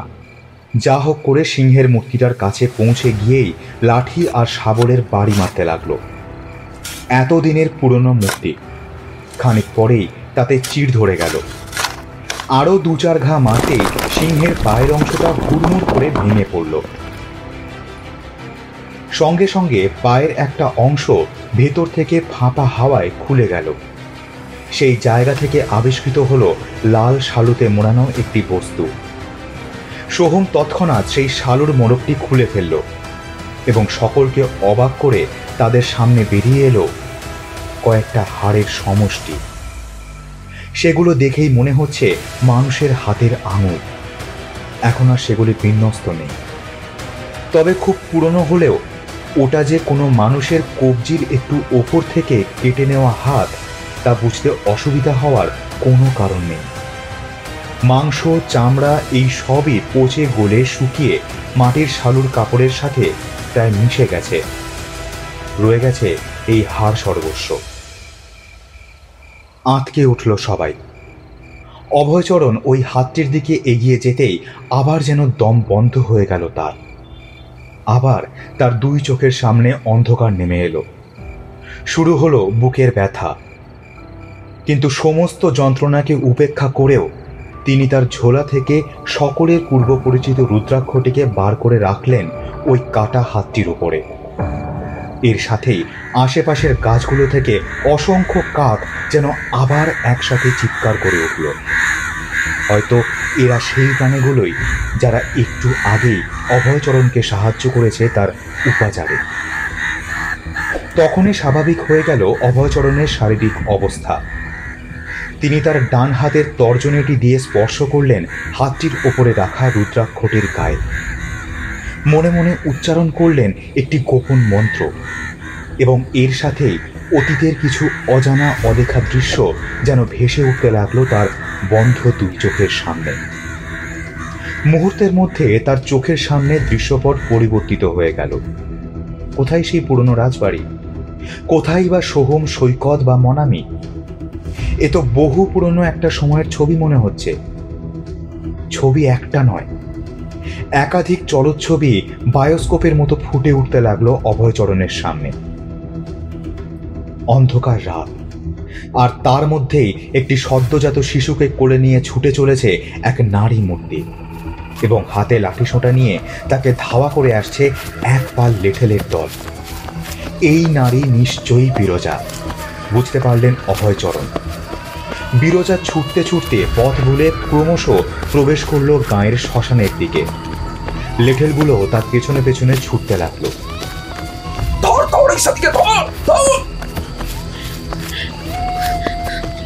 বাঁচাও, বাঁচাও, বাঁচাও, কে আছে, বাঁচাও।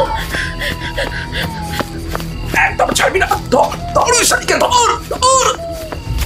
এমন সময় ক্রন্দনরত ছেলেকে কোলে নিয়ে বিরজা এসে পৌঁছালো শ্মশানের শেষ প্রান্তে অবস্থিত একটি স্থানে, যেখানে যজ্ঞের আগুন জ্বালিয়ে তন্ত্র সাধনায় ব্যস্ত ছিল জটাজুটোধারী কোনো এক কাপালিক।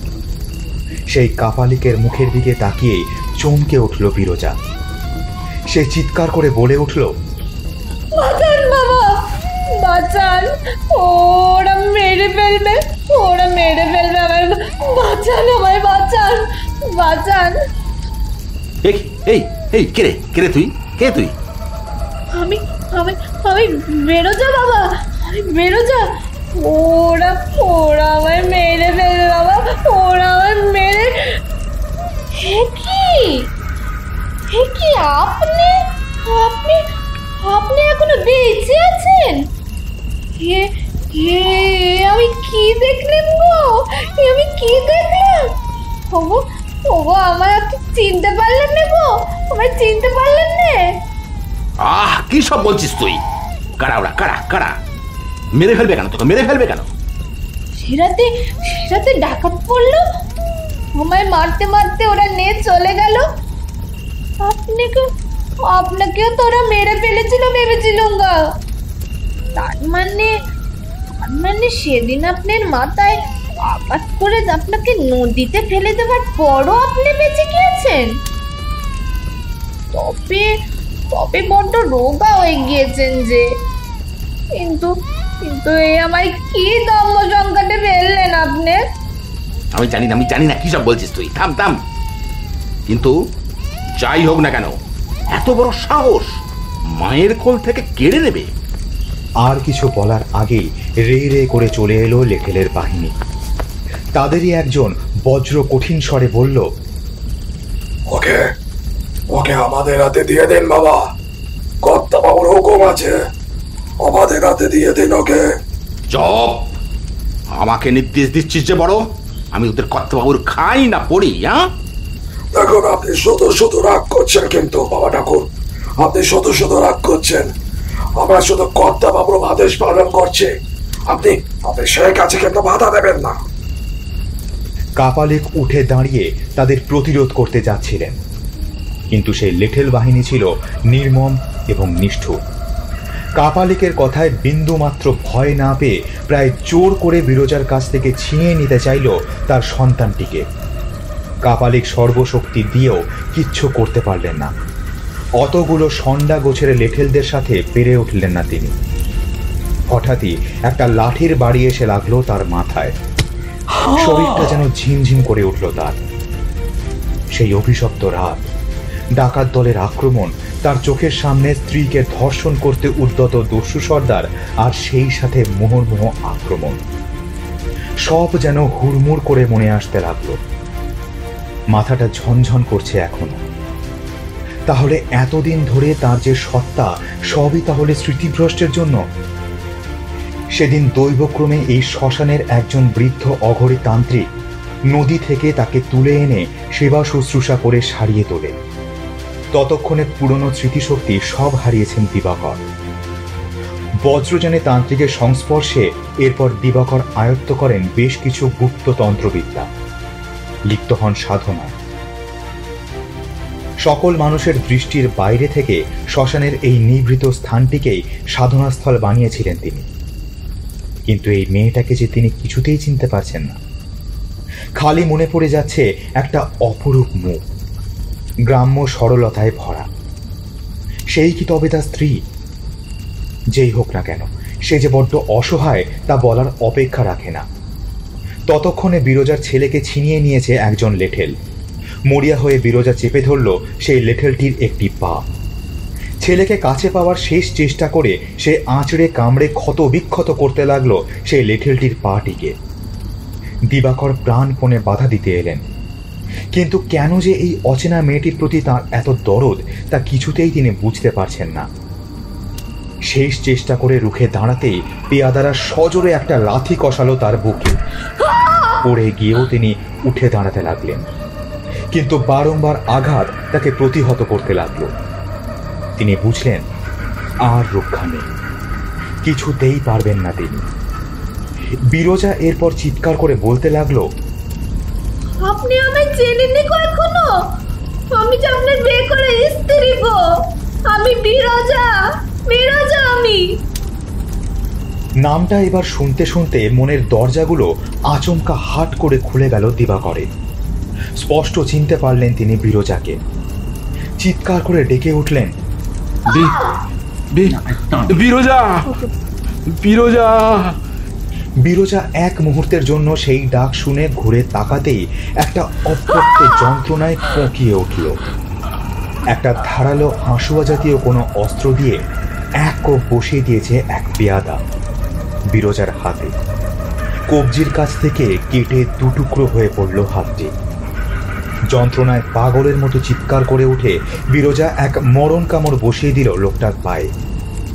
সঙ্গে সঙ্গে শরীরের সমস্ত শক্তি দিয়ে প্রবল এক লাথি কষিয়ে দিল সে বিরজার বুকে, এবং এর সাথেই বিরজার আহত বিধ্বস্ত শীর্ণ শরীরটা ছিটকে গিয়ে পড়ল অদূরে একটি গাছের গায়ে, এবং সেই গাছের গুঁড়ি থেকে বেরিয়ে আসা একটি তীক্ষ্ণ ভাঙা ডাল এফোঁড় ওফোড় করে দিল বিরজার দেহটাকে। লেঠেলগুলো এটা দেখে খুশি হয়ে তার বাচ্চাকে নিয়ে চম্পট দিল। বিরজা, বিরজা, বিরজা। দিবাকর চিৎকার করে ছুটে এলেন বিরজার কাছে, আর পাশেই তখন সদ্য কেটে যাওয়া বিরজার হাতের অংশটা অল্প অল্প নড়ছিল। বিরজার মাথাটা নিজের কোলে তুলে নিলেন তিনি, কিন্তু ততক্ষণে শেষ নিঃশ্বাস ত্যাগ করার সময় এসে গিয়েছিল বিরজার। মৃত্যুর আগে অস্ফুট কণ্ঠে মাত্র দুটি শব্দ উচ্চারণ করে উঠল সে,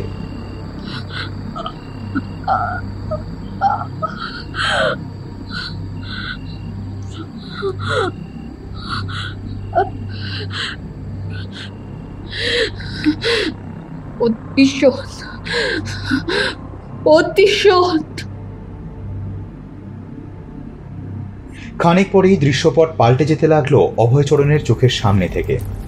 এখন তিনি দেখতে পেলেন শ্মশানের ওই স্থানে যজ্ঞের আগুন জ্বালিয়ে এবং তন্ত্রক্রিয়ায় ব্যবহৃত নানাবিধ সামগ্রী ব্যবহার করে কোনো একটি ভয়ানক সাধনায় রত হয়েছেন দিবাকর। তার ঠিক সামনেই একটি উঁচু বেদির ওপর রাখা রয়েছে লাল পাথর দিয়ে তৈরি করা সেই দেবতার মূর্তি, যেটার দেখা পেয়েছিল বিপাশা। দিবাকরের সামনে রাখা রয়েছে কয়েকটি হাড় আর কালচে হয়ে আসা মাংসের দলা। হাড়ের ওপর পচা কোঁচকানো চামড়া দেখে স্পষ্টই বোঝা যায় সে হাত কবজির ওপর থেকে কেটে নেওয়া। গম্ভীর কণ্ঠে মন্ত্রোচ্চারণ করতে করতে যজ্ঞের আগুনে নিজের হাত কেটে রক্তাহুতি দিয়ে দিবাকর ওই কাটা হাতটার ওপর কোনো একটি গুঁড়ো পদার্থ ছড়িয়ে দিতে লাগলো।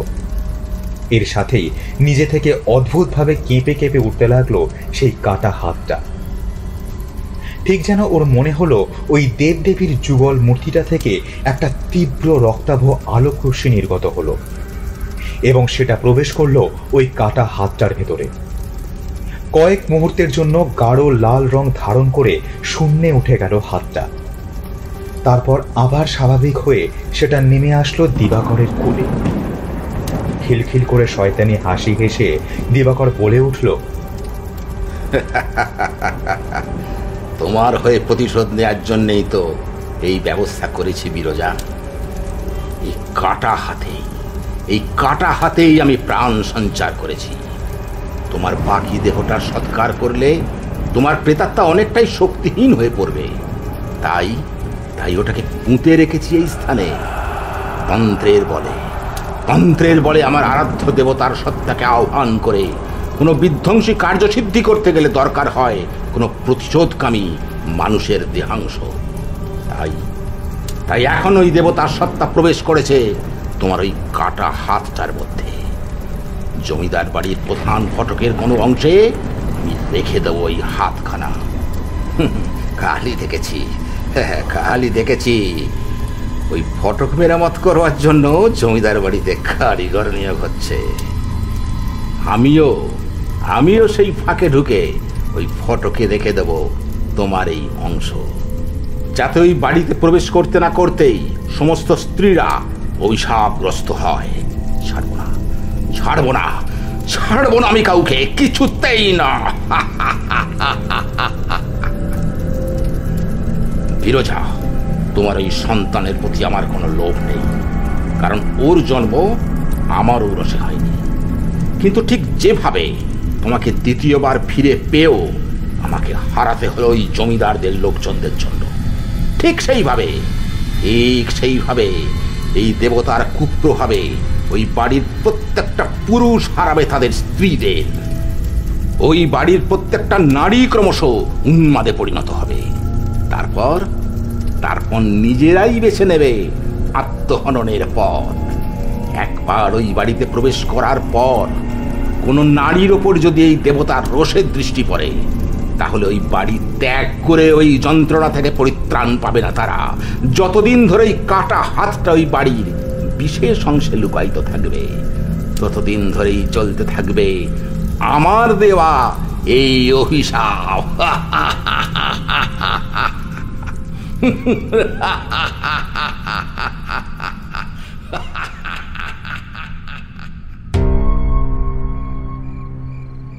এতটা দেখে রুদ্রাক্ষটি হাত থেকে সরিয়ে চোখ খুললেন অভয়চরণ। তারপর যতটা সম্ভব তাড়াতাড়ি তার দেখা সকল দৃশ্যের কথা সবিস্তারে বিবৃত করলেন সোহম, সৈকত আর মনামির কাছে। সোহম বলল, বাবা বাবা, আপনি যেমন দেবতার কথা বললেন, বিপাশা বিপাশা প্রায় অমন কিছু দেখার কথা বলতো আমাকে। কিন্তু কিন্তু বাবা বাবা ওটা কোন দেবতা যার সাধনা করতেন ওই কাপালিক? ওই দিবাকর কাপালিক সম্ভবত বৌদ্ধ ধর্মের প্রতি অনুরক্ত ছিল।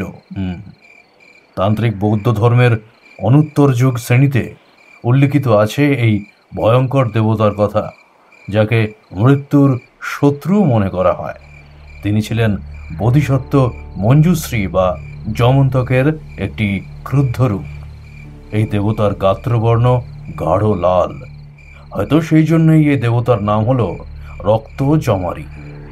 এছাড়াও তার সঙ্গিনী ওই দেবীর নাম হলো বজ্র বেতালী। সর্বনাশ! এই দেবতার কোপ থেকে তাহলে বিপাশা বৌদিকে কিভাবে বাঁচাবো বাবা? এই কাটা হাতটাকে কি আগুনে বশীভূত করতে হবে আমাদের?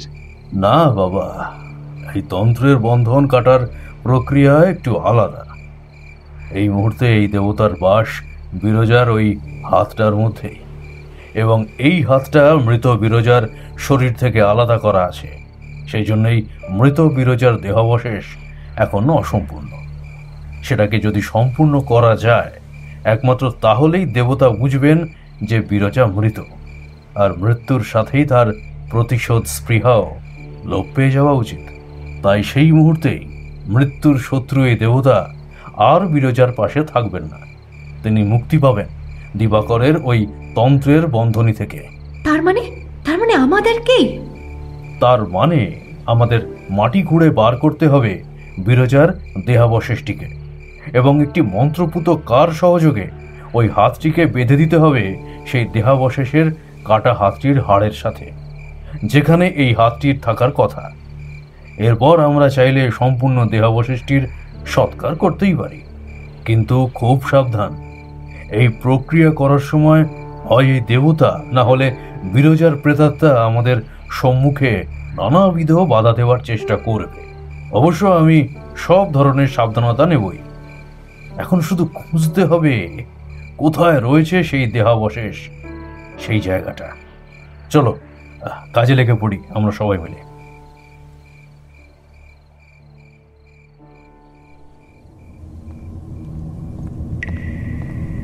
বেশ ভয়ে ভয়ে খাবারের থালাটা ধরে একজন নার্স এগিয়ে এলো হাসপাতালের বিছানার সাথে দড়ি দিয়ে হাত পা বেঁধে রাখা বিপাশার দিকে। অন্যান্য দিন বেশ কয়েকজন পুরুষ কর্মী তার সাথে আসে বিপাশাকে খাওয়ানোর সময়, তবে আজ কি একটা কারণে ছুটির দিন থাকায় তারা অনেকেই হাসপাতালে আসেনি। যারা এসেছে তারা এই মুহূর্তে অন্যান্য পেশেন্টদের নিয়ে ব্যস্ত। নিন, হাঁ করুন দেখি, হাঁ করুন, খাবারটা তাড়াতাড়ি খেয়ে নিন। বিপাশার উদ্দেশ্যে বলল নার্সটি। এই কথা শুনে অদ্ভুত করুণ কণ্ঠে বিপাশা বলে উঠল, দিদি, ও দিদি, প্লিজ আমার হাত পায়ের বাঁধনটা কিছুক্ষণের জন্য খুলে দিন না দিদি। দেখুন দেখুন না, এই জায়গাগুলোতে ঘা হয়ে গেছে, খুব জ্বালা করছে। কতদিন নিজের হাতে ভাত মেখে খাইনি। প্লিজ দিদি, প্লিজ খুলে দিন না। বিপাশার চোখ দিয়ে অশ্রু গড়িয়ে পড়তে লাগলো। এই দৃশ্য দেখে নার্সটির মনে একটু মায়া হলো বিপাশার জন্য। আরও বার কয়েক বিপাশার এই কাতর অনুরোধ শুনে আর নিজেকে ধরে রাখতে পারল না নার্সটি। সে বিপাশার হাত পায়ের বাঁধন খুলে দিল, কিন্তু সঙ্গে সঙ্গেই শয়তানি কণ্ঠে অদ্ভুতভাবে হেসে উঠল বিপাশা। কোনো পৈশাচিক শক্তির বশবর্তী হয়ে সে এক ধাক্কায় নার্সটিকে দূরে ফেলে দিল, আর নিমেষের মধ্যে বিছানা থেকে লাফ দিয়ে উঠে দুরন্ত গতিতে মানসিক হাসপাতালের সেই কামরা থেকে ছুটতে বেরিয়ে গেল বিপাশা।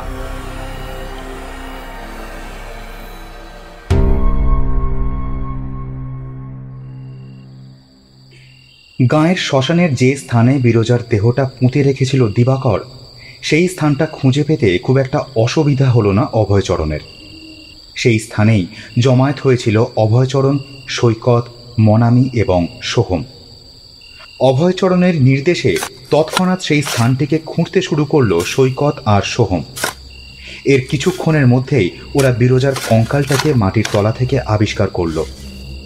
ওরা এটাও দেখল যে সেই কঙ্কালটির ডান হাতের কবজির নিচের অংশটি নেই। এর মধ্যেই পুজোয় বসা সকল সরঞ্জাম প্রস্তুত করতে লাগলেন অভয়চরণ। এই মাটি খোঁড়া জায়গাটারই একটু পাশে তিনি যজ্ঞের আগুন জ্বালিয়ে মন্ত্রপাঠ করে সেই কারটি প্রস্তুত করতে লাগলেন, যেটার সাহায্যে কাটা হাতটাকে বেঁধে দেওয়া হবে বিরজার কঙ্কালের হাতের কাটা হাতটার সাথে। সেই কারটার একটি দিক খুব ভালো করে পেঁচিয়ে তিনি বেঁধে দিলেন কাটা হাতটার সাথে। এরপর তিনি সেই স্থানের চারিপাশে খড়ির সাহায্যে একটি গোলাকার সুরক্ষা বলয় আঁকতে যাবেন।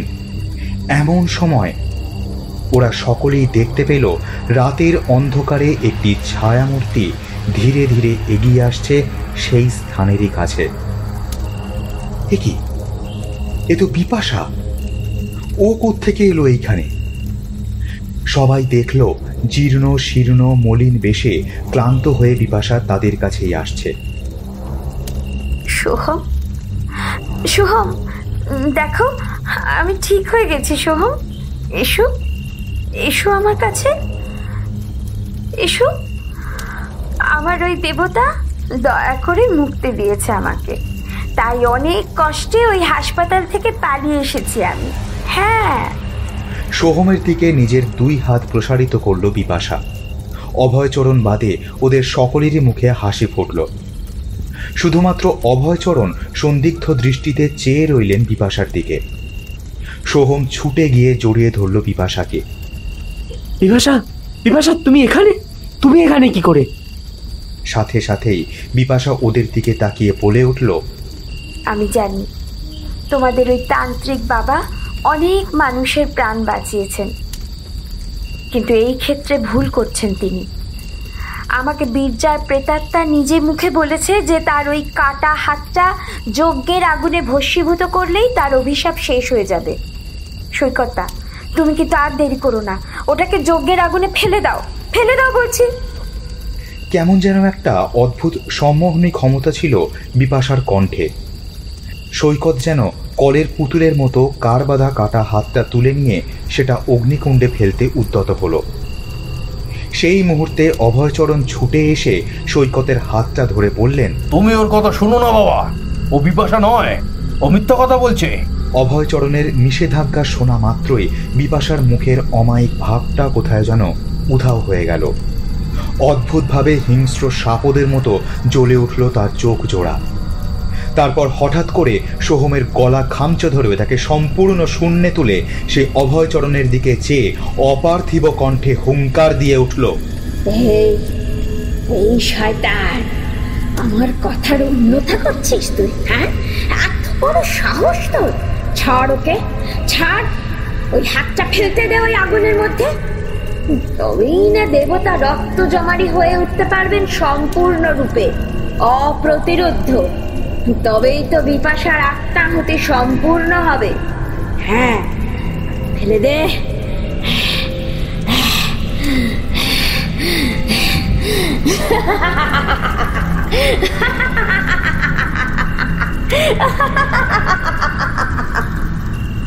আতঙ্কে কালো হয়ে গেল ওদের সবার মুখ, কারণ ওরা দেখল তখনও সুরক্ষা বলয় এঁকে উঠতে পারেননি অভয়চরণ। আর কি যেন বলল, আত্মাহুতি। এর মানে কি? ঠিক সেই মুহূর্তে একটি তীব্র হুঙ্কার করে বিপাশারূপী বিরজার পেছনে এসে দাঁড়ালো একটি গাঢ় লাল রঙের অপার্থিব পুরুষের অবয়ব। সারা শ্মশান জুড়ে যেন একটা তীব্র ঝোড়ো হাওয়ার আলোড়ন উঠল। সৈকত আর অভয়চরণ প্রাণপণে কাটা হাতটাকে বিরজার কঙ্কালের হাতের হাড়ের সাথে বাঁধতে লাগলো, কিন্তু ওই লাল অবয়বের অস্পষ্ট মুখ থেকে ডানা ঝাপটাতে ঝাপটাতে বেরিয়ে এলো এক ঝাঁক বাঁদরের দল। তাদের দাপটে অভয়চরণ আর সৈকত ছিটকে পড়ল মাটি খোঁড়া স্থানটি থেকে দূরে। তাদের হাত থেকে কাটা হাতটা পড়ে গেল নিচে। ওদিকে বিরজার হাতে ধরে থাকা সোহমের শরীরটা শূন্যে ঝুলতে ঝুলতে ছটফট করতে লাগলো। নিচে পড়ে গিয়েও কিংকর্তব্য বিমূঢ় হলেন না অভয়চরণ। অতি কষ্টে একটি হাত পৌঁছে গেল যজ্ঞের আগুনের খুব কাছে। সেখান থেকে এক মুঠো ছাই তুলে নিয়ে নিজের ইষ্ট দেবতা শ্রী হেরুকের বীজ মন্ত্রটি পাঠ করে যেতে লাগলেন তিনি। অতঃপর সেই ছাইটা ছিটিয়ে দিলেন মনামির চারপাশে। তারপর চিৎকার করে বললেন, মা মনামি, তুমি আমাদের শেষ ভরসা মা। এই ছাইয়ের আবরণী যতক্ষণ তোমার চারিপাশে বাতাসে থাকবে ততক্ষণ কেউ তোমার কোনো ক্ষতি করতে পারবে না মা।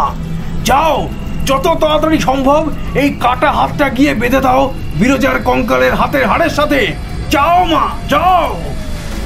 এই সুযোগটাই নিল মনামি। সে তড়িৎ গতিতে কাটা হাতটাকে ওই কঙ্কালটার হাতের কাটা হাড়ের সংস্পর্শে রেখে যতবার সম্ভব হাতটাকে বাঁধা তাগাটির অপর প্রান্তটিকে পেঁচিয়ে বেঁধে দিল কঙ্কালটির হাতের কাটা হাড়টির সাথে। সেই মুহূর্তে একবার তীব্র আর্তচিৎকার করে উঠল বিরজার প্রেতাত্মা।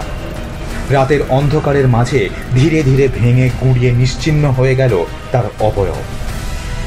শূন্যে ওঠা সোহমের দেহ সজোরে পতিত হল নিচে, আর এর সাথেই দেবতা রক্তজমারের দেহটা একটি লাল আলোর গোলকে পরিণত হয়ে উল্কার গতিতে ছুটে গেল নৈশ আকাশের বুকে। কিন্তু সোহমদের হাতে একদম সময় ছিল না। তারা ঊর্ধ্বশ্বাসে দৌড়ালো সেই হাসপাতালের দিকে। কলকাতার সেই মানসিক রোগের হাসপাতালে তখন প্রচুর ভিড় জমে গিয়েছে। খানিক আগেই 7 তলার ছাদের রেলিংয়ের কার্নিশ দিয়ে এলোমেলোভাবে হাঁটতে দেখা গিয়েছিল এক রোগিণীকে। সে আর কেউ নয়, সে বিপাশা। সকলে হাঁ হাঁ করে উঠেছিল, কারণ প্রত্যেকেই বুঝতে পেরেছিল আত্মহত্যা করার মনোবাঞ্ছে নিয়েই সে ওখানে এসেছে। কিন্তু উৎকণ্ঠিত ডাক্তার এবং নার্সগণ সকলেই লক্ষ্য করল যে ছাদের রেলিংয়ের কার্নিশে দাঁড়ানো রোগিণীটি যেন ঝাঁপ দিতে গিয়েও দিল না, যেন আসল মাহেন্দ্রক্ষণেই ফিরে এলো তার হুঁশ। নিজেকে এই অবস্থায় দেখে যেন আটকে উঠল সে। তারপর ধীরে ধীরে রেলিং থেকে নেমে এলো হাসপাতালেরই ছাদে। তারপর সেখানেই ধপ করে পড়ে অজ্ঞান হয়ে গেল। আর হবে নাই বা কেন? এতদিন ধরে বিরজার আত্মা তাকে মানসিকভাবে একেবারেই ধ্বস্ত করে দিয়েছিল। আজ সেই অতৃপ্ত আত্মা মুক্তি পেয়েছে। দীর্ঘ ক্লান্তি আর মানসিক যাতনার ভার নিতে পারেনি বিপাশা। অবশ্য খারাপ কিছু হবার আগে তাকে হাসপাতালের ছাদ থেকে উদ্ধার করে অভয়চরণ, সোহম, সৈকত আর মনামিরা। এর কিছুদিনের মধ্যেই হাসপাতাল থেকে সম্পূর্ণরূপে সুস্থ হয়ে বিরজা ফিরে এসেছিল সোহমের কাছে।